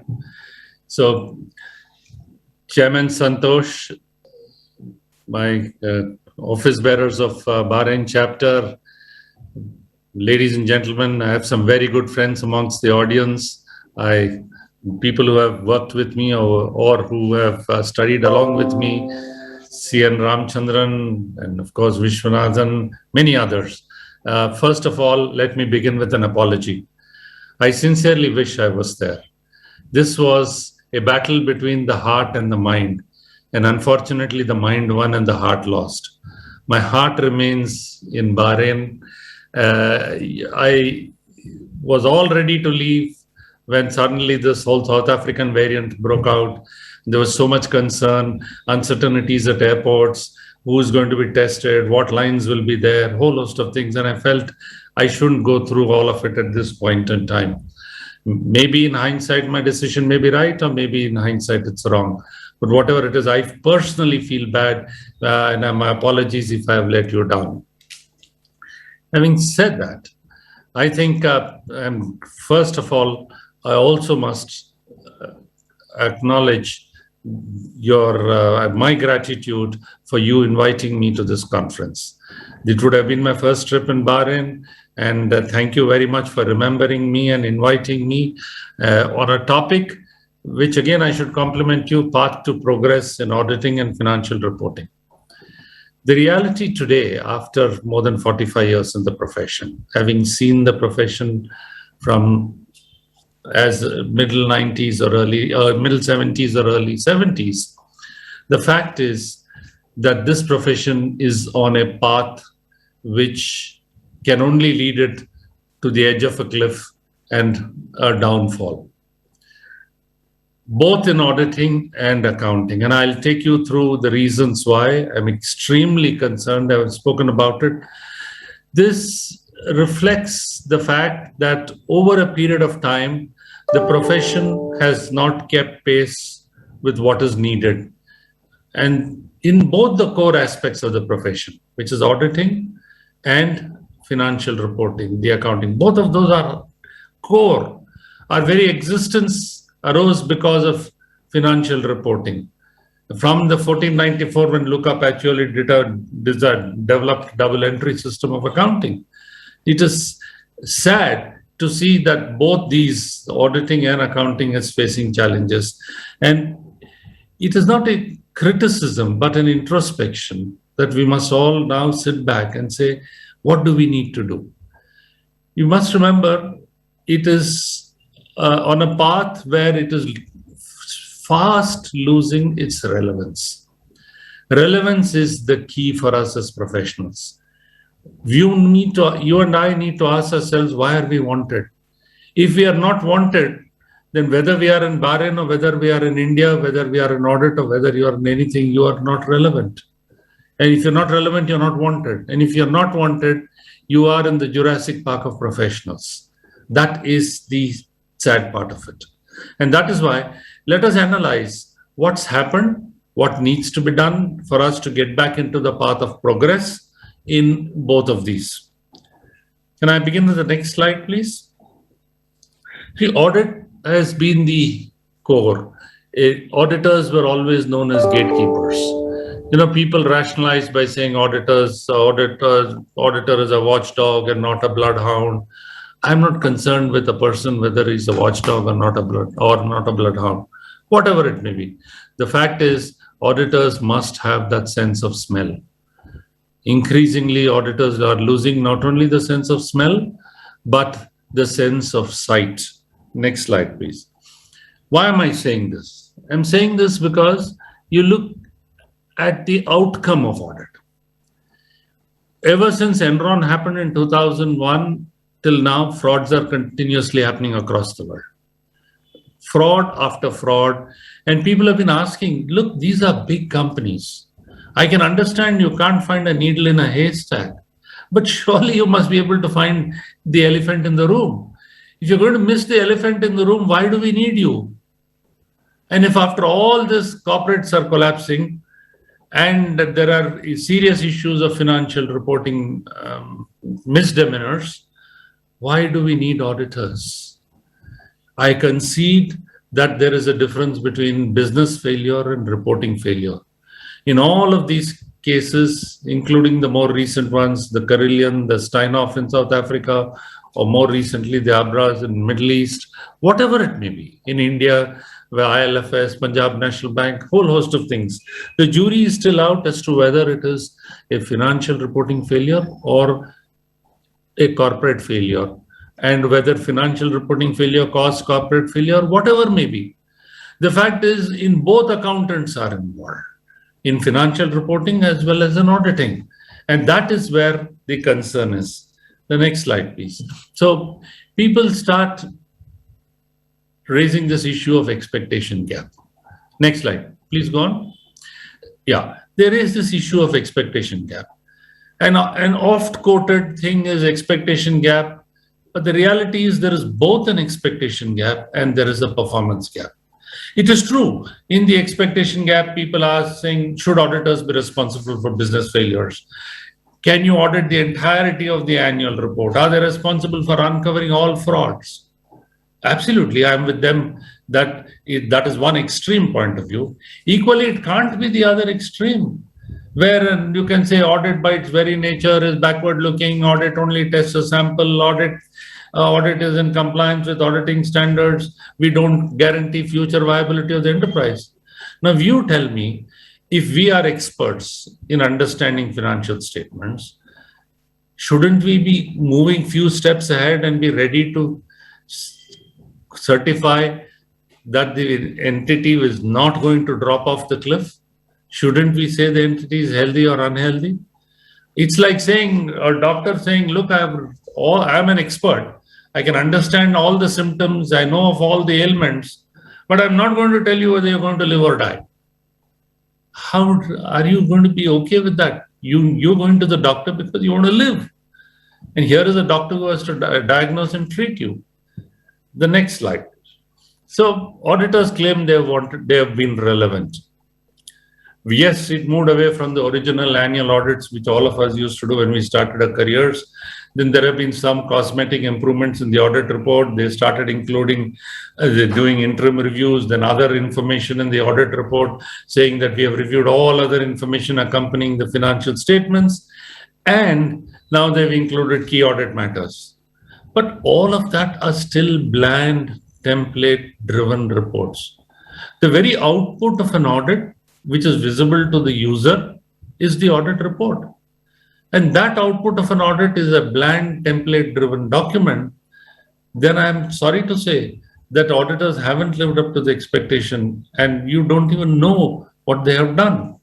Can we go to the next slide, please? You see, audit, then apart from all of these failures, that could be one reason for extinction of audit and the profession going down the wrong path. The other is, of course, technology. Technology is the biggest disruptor. Now, when you use technology in an audit or you don't use technology in an audit, you maybe in some situations using technology in a very limited manner. I'm shocked when I still see some people talking about audit around the computer. There is no such thing as audit around the computer. There is no audit. Let's mistake all those jargons for the users is very good to hear, but in substance, it is like in all this, both again in auditing and in accounting, I'm reminded of the emperor and his clothes, with a story which I was taught as a child, where a tailor came and promised the emperor he would make an invisible dress. He said, I need a month's time, lock me up in a room, I'll prepare that invisible dress. And he claims to have made that invisible dress, and the king wears that dress and walks across the town. Everybody is clapping and saying, wow, what a dress, great dress, and all that. Till one child wakes up and says, why is the emperor not wearing any clothes? And that is shocking. That's when everybody says, yeah, emperor is not wearing any clothes. So it's the same in this. It needs a common man to ask, what use is this? What are you doing? And for us to be shocked about it. So can we go to the next slide? The other shift you will see here is the information needs and the focus has shifted. When I started my career, everything was about hindsight. Everything was manual. We had to necessarily do post-mortem. But today that is not so within technology world. It has moved from hindsight, when new developments in technology happen, to insights. And now everybody talks of foresight. Who cares for the past? If you're saying, I have audited the accounts for the period ended 31st March 2020, 31st March 2020 is 11 months ago. Who cares? They want to know about the future. In a fast-paced world, this is the issue. Next slide. So if you have to drive change, three elements are required. If you have to move in this path of progress, you need to address the mindset issue, you need to address the skill set issue, and you need to address the tool set issue. Mindset, I'm shocked that many professionals and professional bodies, including our own sometimes, wants to live in 1949. Yeah, sure, those were the glorious days, but that's irrelevant today. Those days can't come back. It is in our hands that we have to change our mindset and move forward. Similarly, skill sets, organizations have dramatically changed. The business models have changed. The top companies in the industry, in the Fortune 500, are no longer ExxonMobil, General Motors, etc. They are the technology companies. And the tool sets which are required to audit in a highly sophisticated technology environment is completely different. So we need to address all these three big time. Next slide, please. So the auditor's toolkit, if you see today, has a lot of things. And that is where he has to recognize the shift from hindsight to insight to foresight. And that would mean including use of all of this, whether it is advanced analytics, call it predictive analytics, whatever it may be.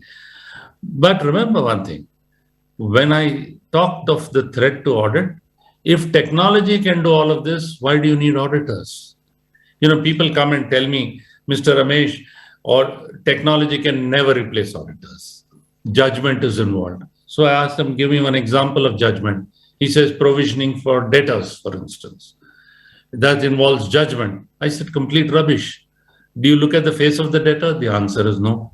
You do expected credit loss method based on data, which is what technology is doing, not you. There's no great judgment involved in it. So there could be a time when the Infosys and the TCS and Wipros of the world could be doing audit. Why not? Because if there are technology tools. So I think we need to get out of our slumber and start addressing. It's only we who can do that. Next slide, please. So what are the paths to progress in audit? I've spoken about technology. I don't want to reiterate. Integrity is, of course, supreme. And one rotten egg can bring down the whole profession. Independence and objectivity, I think too long we have debated of other services, etc. I think time has come where auditors should not do any other service to a client. Full stop. So that at least the perception of independence goes away. But to progress, we need to address audit quality. We need to address the whole financial reporting ecosystem. And I'll throw some ideas as to how we need to do that. Next slide. The financial reporting ecosystem has a number of players. You can't progress in audit unless you address all components of the financial reporting ecosystem, which is the preparers, the internal audit, the audit committees, the board of directors, the external audit, proxy advisory firms, regulations and regulators, etc. There is no magic bullet where you correct only auditors and presto, the whole audit quality and financial reporting quality transforms. It is not so. That's a completely different subject as to what are all the changes required in the complete financial reporting ecosystem.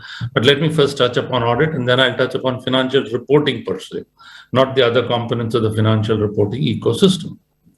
Next slide. So if we have to address audit quality, you need to address four things.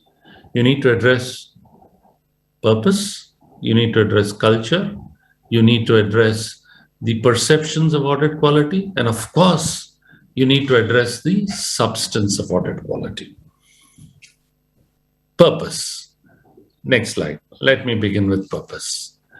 Too often, auditors have hidden behind the words true and fair. Everything is around true and fair. That is not enough. That is gone. Who cares? Your report yesterday was true and fair, day before was true and fair, today entity is collapsing, it's also true and fair. I don't need that. I need a more evaluative report. The purpose of audit has to change. And Sir Donald Brydon, who commissioned where the report review was done in United Kingdom, has brought out at least one new purpose of audit. And I'll read that out for the benefit. He says the purpose of an audit is to help establish and maintain deserved confidence in a company, in its directors, in the information for which they have responsibility to report, including financial statements. You're talking of deserved confidence in all of these. Whereas, the reality is today, nowadays, I've retired and I'm an independent director. And I've always felt this when I was an auditor. I would stand up and say it is the director's responsibility to prepare the statement. Now, the independent director would look at me and stare at me, not realizing how he can prepare. He is not involved in day-to-day activities. And you are inside a company much longer than he is. He is in the board meeting for 8 hours. You are spending one full month maybe in a company. And if you can't find the elephant, how do you expect him to find the elephant and take responsibility? So the law says the responsibility is with the directors, not with the auditors. Auditors come later. But in reality, they rely on the auditors. This is a bizarre situation which has been going along for too long. And I think the profession has to move ahead. You have to move a few steps and say, we are experts, we are on the inside, we spend so much of time, we will be able to try and uncover the elephant in the room, if not the needle in the haystack. Definitely we can't find the needle in the haystack. So the purpose of audit has to change. If the purpose of audit has to be to predict corporate failure, so be it. Try and do something about it.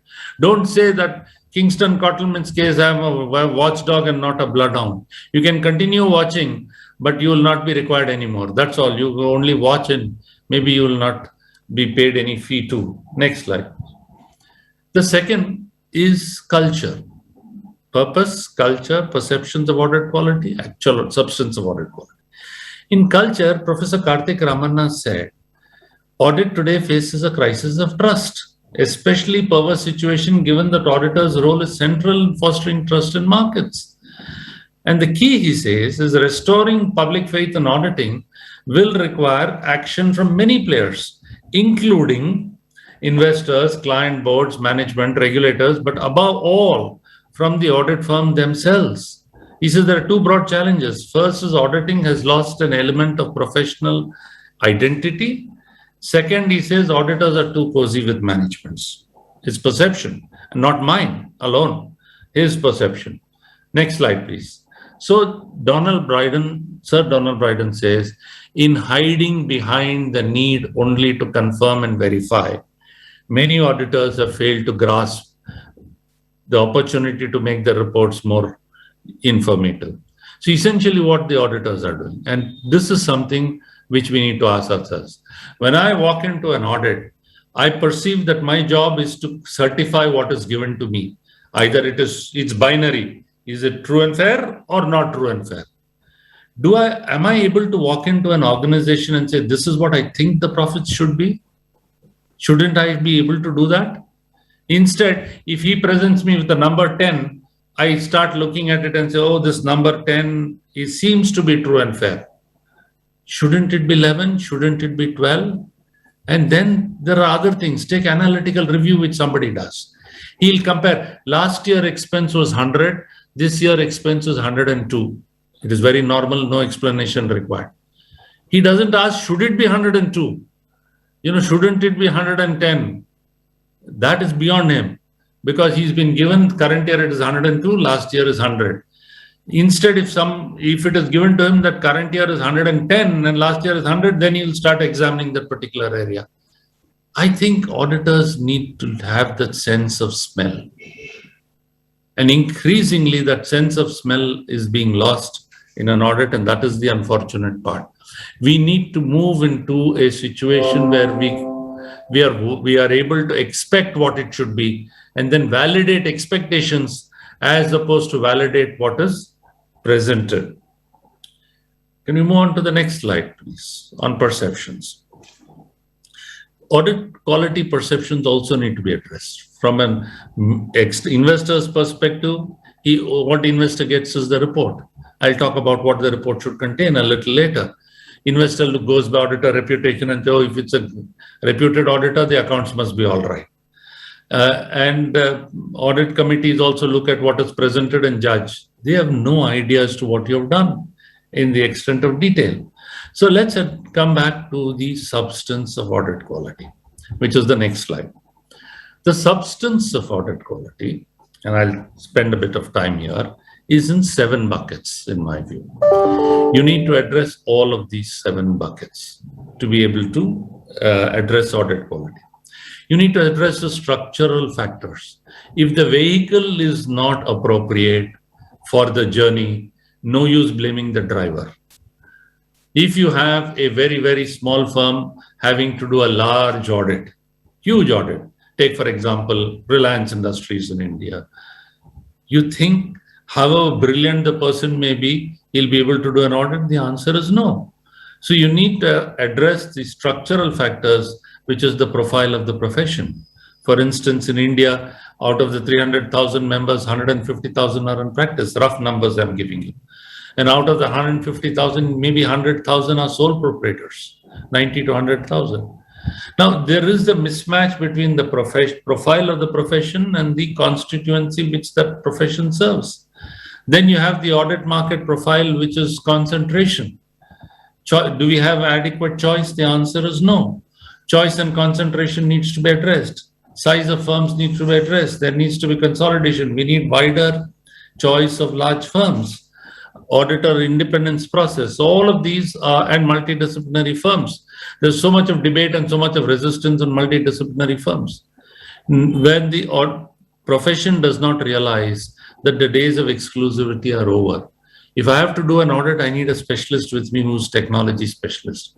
I need a specialist who is a tax specialist. If you say, no, mine can't be multidisciplinary firm, where do I get that specialist from? At what cost? Why can't I have it within me? Increasingly, the lines between a service provider and another is getting blurred. And that is where multidisciplinary practices of firms become important. The second is environmental factors.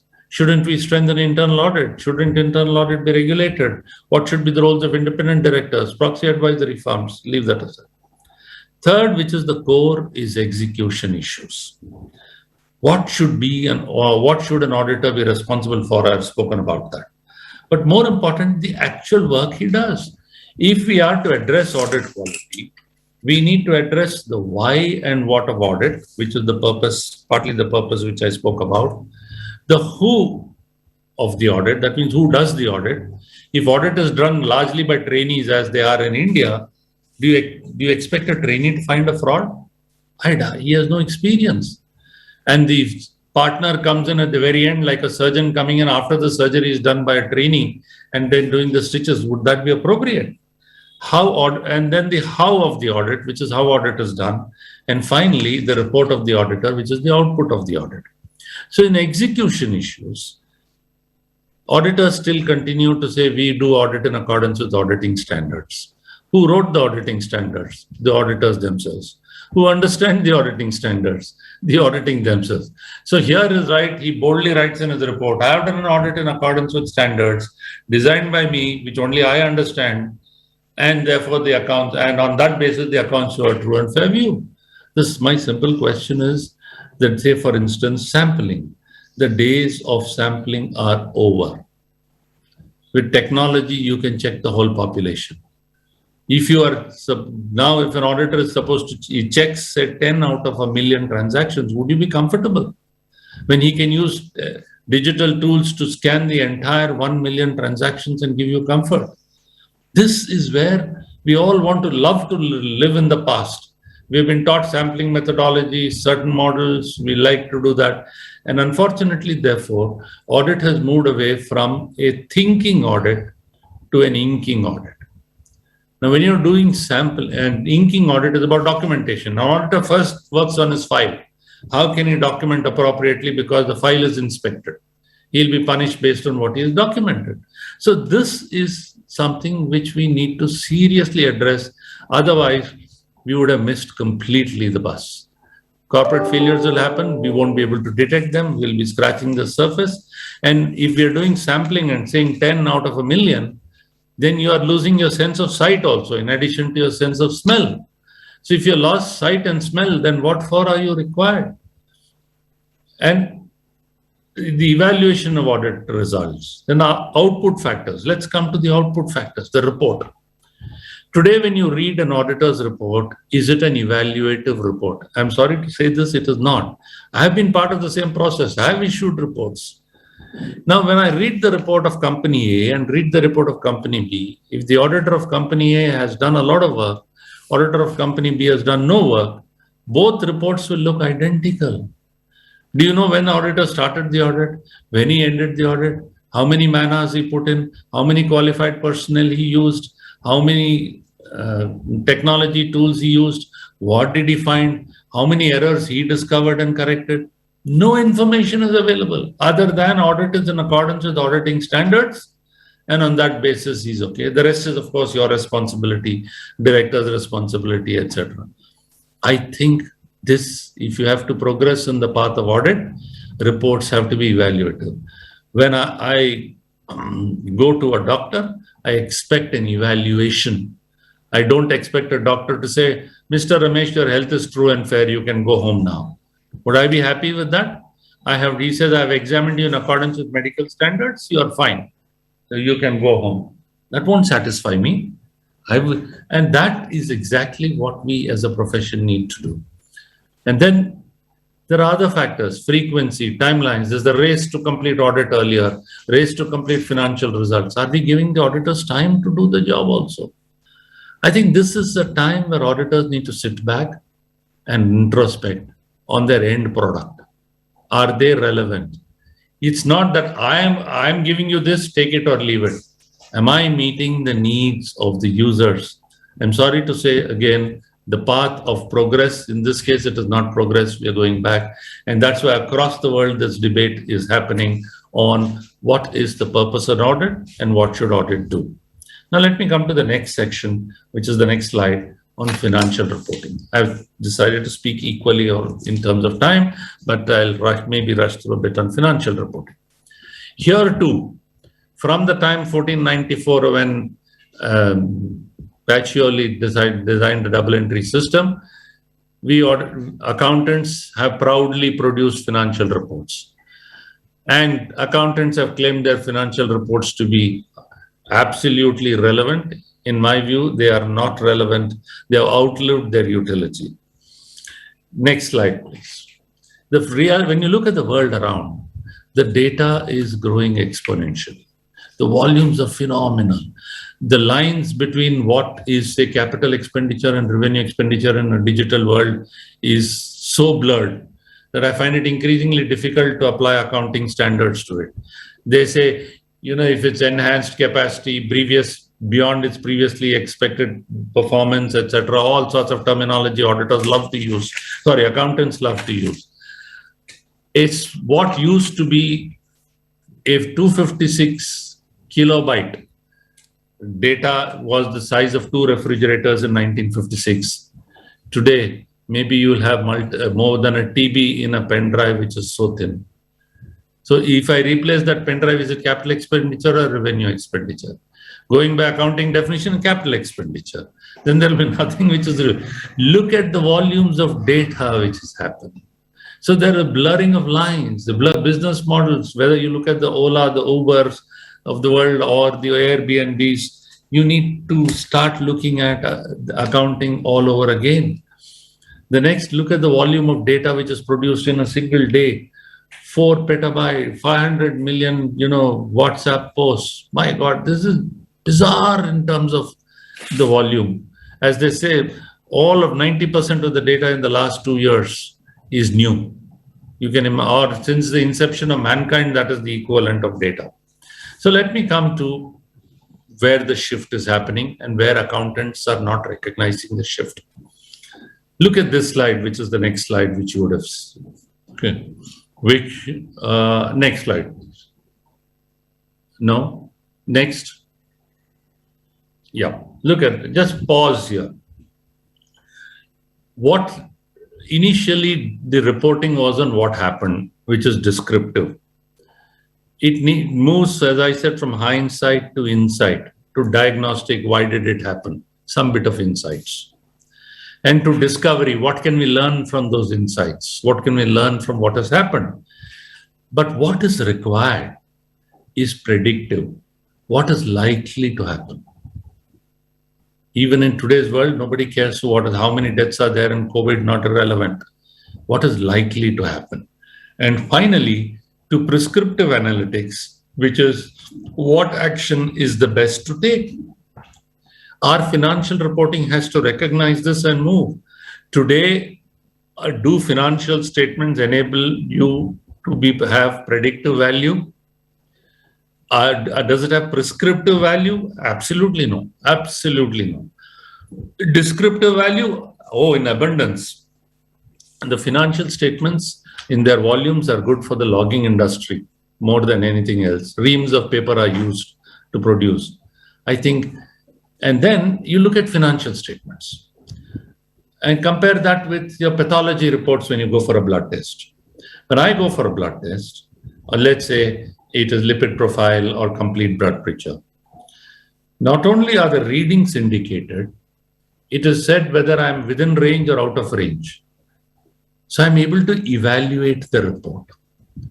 Today, financial statements will say millions of dollars of assets, liabilities, expenses, and income. What does it mean? Is it within range, out of range, comparable, not comparable? Though all those, what is in the textbooks, you can forget, saying, it provides comparative, consistency. All that is good for textbooks, but in reality, ask yourself, when you look at an annual report, and if you're not an expert, can you understand? And if you go for a pathology report, you are not an expert, but do you understand? See the stark difference. How in one it communicates what is out of range, helps you focus on what is relevant. In another, there is no range, no comparisons other than one period to the previous, and assuming, and there may have been complete change in circumstances going forward, it's irrelevant. Next slide, please. Augmented reality now is used across industries, even in marketing, etc. So the impact on understanding financial reports and the way they use them is going to change significantly. But let me come to what bothers me, which is the next slide. This book, next slide, The End of Accounting. I would urge each one of you to read this. Baruch Lev and Feng Gu. It's a research publication in a way. Very interesting. If I recall right, it does a comparison of the New York Stock Exchange prices for the last 60 years and before and after the financial reports were issued, and finds no correlation in stock market price movement. Turnover may have doubled, stock market price has not changed. On the contrary, it may have changed the other way. Profits may have doubled, the stock price would have fallen instead of rising. So he said, maybe they don't look at top line. Let's look at bottom line. No correlation. Or maybe they don't look at bottom line. Let's look at middle line, which is gross profit. No correlation. Then it raises the fundamental question. Is your end product looked at by the user, or is the market relying on information which is outside of your financial statements and making their own decisions, and that's how market prices move? If that is so, it is very disturbing. That means we are preparing this only as a routine, and that's, as I said, is good for the logging industry. And then look at its own content. It starts very interestingly in the book. It talks of US Steel in 1902 and US Steel in 2012. He says in 110 years, steel industry is transformed, but accountants' balance sheet hasn't changed. Same items, barring a few new items like goodwill, etc., because of M&A, which is happening. He says, has accounting been frozen in time? Is the question he raises. We need to ask ourselves the same question. We still say debit the receiver, credit the giver, debit what comes in, credit what goes out. And the real assets are not reflected. What is reflected are not at the real values which it should be. Both ways. Then what for is this financial statement? I'll give you one example. R&D costs. Those market perceives it's an asset. We believe its expenses significantly. And interestingly, brand. Two companies spend the same amount of brand. One does work to self-generate that brand. Other acquires another entity for the same price. In one, the brand sits in the balance sheet, and the other, it doesn't sit in the balance sheet. Why? Similarly, you have accounting policy choices in accounting standards. Ask yourself, I take a Sony camera, the result is different. I take a Nikon camera, the result is different. Can it be so? You can't say if I do IFRS, the result is this. If I do Indian GAAP, the result is this. Is it a loss-making or a profit-making entity? Tell me so. You can't have duality of multiple. Same in two different entities with two different accounting choices being exercised, the results are completely different. Then what for? What comparability? There are many such things which we need to start asking ourselves. At the same time, next slide. The sad part is the second oldest profession in the world has the second highest chance of being irrelevant. Not my study. This is where we are if we don't address. Let's go on to the next slide after that. What is then the future of reporting? The future of reporting is not historical. The future of reporting is not in bound books of the annual reports. It's not about standard disclosures, all that generic disclosures, so you're inundated with data. The future of reporting is industry disclosures, variance analysis, key information, something which is, and the next slide, you're showing the wrong slide, which is so much more analytical in the way it is. Let me move on to the next slide after this. So it comes back to, we need to make financial reporting more relevant from a user's perspective. Not this is what we do, this is what we've been doing from 1494, take it or leave it. That doesn't make it reliable. That doesn't make it relevant. Includingly, reliability is based on futuristic projections, judgments, etc. For the most insignificant item, we have the maximum number devoted in financial reports, which is employee benefits. Oh, you have pages and pages. There are many other items where there is nothing much which is disclosed. And you'll read analyst transcripts, the questions which the analysts have asked, and not one question has an answer in the financial statements. So the analyst requires information which is not in financial statements. Then what for are we producing, and for whom are we producing these financial statements? And it needs to be timely. With the age of technology, everything is possible. Let's go on to the next slide. The next slide talks of moving beyond financials. MC highlighted this, or Santosh perhaps highlighted it, I don't recall, on the futuristic reporting and integrated reporting. I have been at all annual meetings where chairmen speak about people, planet, profits. He's not talking about the annual report at all, at the financial statements at all. Questions are not asked about it at all. And today, sustainability is such a big issue. So if we as a profession don't get prepared for that future, we will be in the Jurassic Park of professions for sure. And then you have this issue of fair value and cost. Cost is historical. A company which is 100 years old, it will have an asset at 100-year-old values in the balance sheet. Would you pay a price for the same price? The answer is no. Then why do you need that value there in the balance sheet? What are you communicating? I concede cost is fact or fair value is opinion. But why? And let me come to another point which is there, which, these intangible assets, brands, they say indefinite life, no depreciation, which is, I think, not appropriate. Everything has a life. And this is one way of not amortizing. Testing for impairment is always looking at future fancy, future projections. We need to move away from that. And the new leasing standard which we have, the asset is both in the balance sheet of the lessee as well as in the balance sheet of the lessor. I mean, this is bizarre. Just because Sir David Tweedy said, I would like to see the aircraft in which I fly appearing in the balance sheet of an airline. So the balance sheets are boosted with assets and liabilities. I'm just lamenting only because of the fact that we are not thinking ahead. There is no research in accounting which is there. So what do investors seek? Next slide. Integrated reporting, significant non-GAAP measures, but more importantly, key performance indicators. What do you do? What are your ratios? What is your own analysis? What do you think is the future in the guidance in the way it is? Next slide. We talked about strategic value creating and up-to-date information. Let me go on to the slide after that. Forward-looking. We need to remain relevant. We need to deliver financial and operating strategic insights. One more slide later. Next slide. So we also have a challenge of measuring the unmeasurables. So what counts cannot easily be counted. What can easily be counted, unfortunately, cannot count. But the challenge which I have with financial statements is in the next slide. I'm posing to you expert accountants. Should financial statements be reflective of a point in time or a period of time? Now, a point in time, I'll tell you what happens. I'll give you an exchange rate example. Take today the rupee is 100 rupees to a dollar. I prepare financial statements. It shows a profit of X. Tomorrow morning, God knows what happened.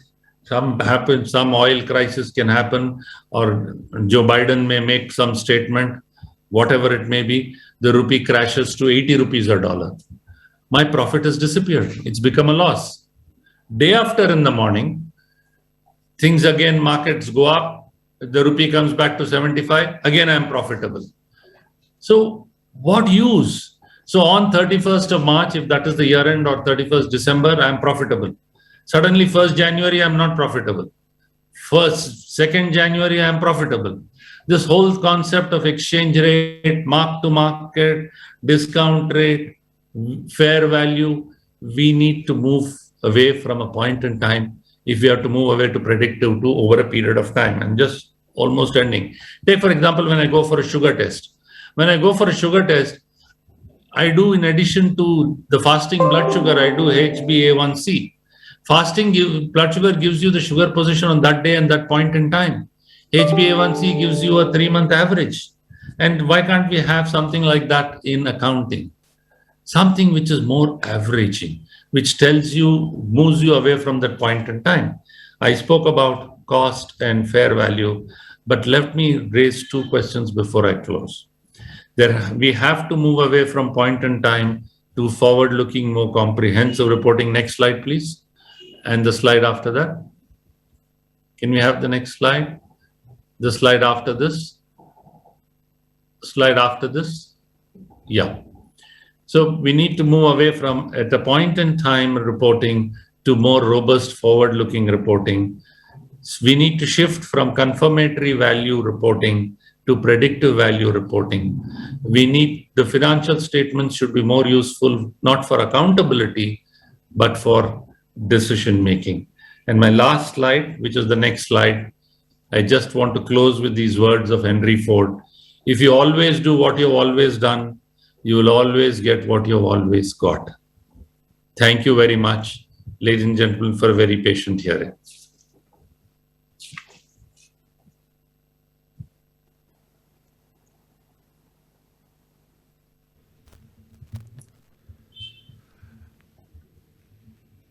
It's a very relevant question that CAPR Ramesh raised.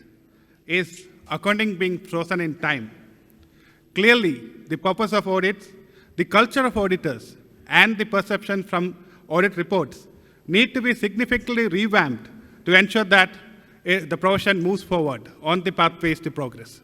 Thank you, CAPR Ramesh, for the brilliant session, and also once again proving that place and location is not a challenge for you. You were able to engage the entire audience here without even going outside. Again, thank you for coming. Thank you for accepting our invitation.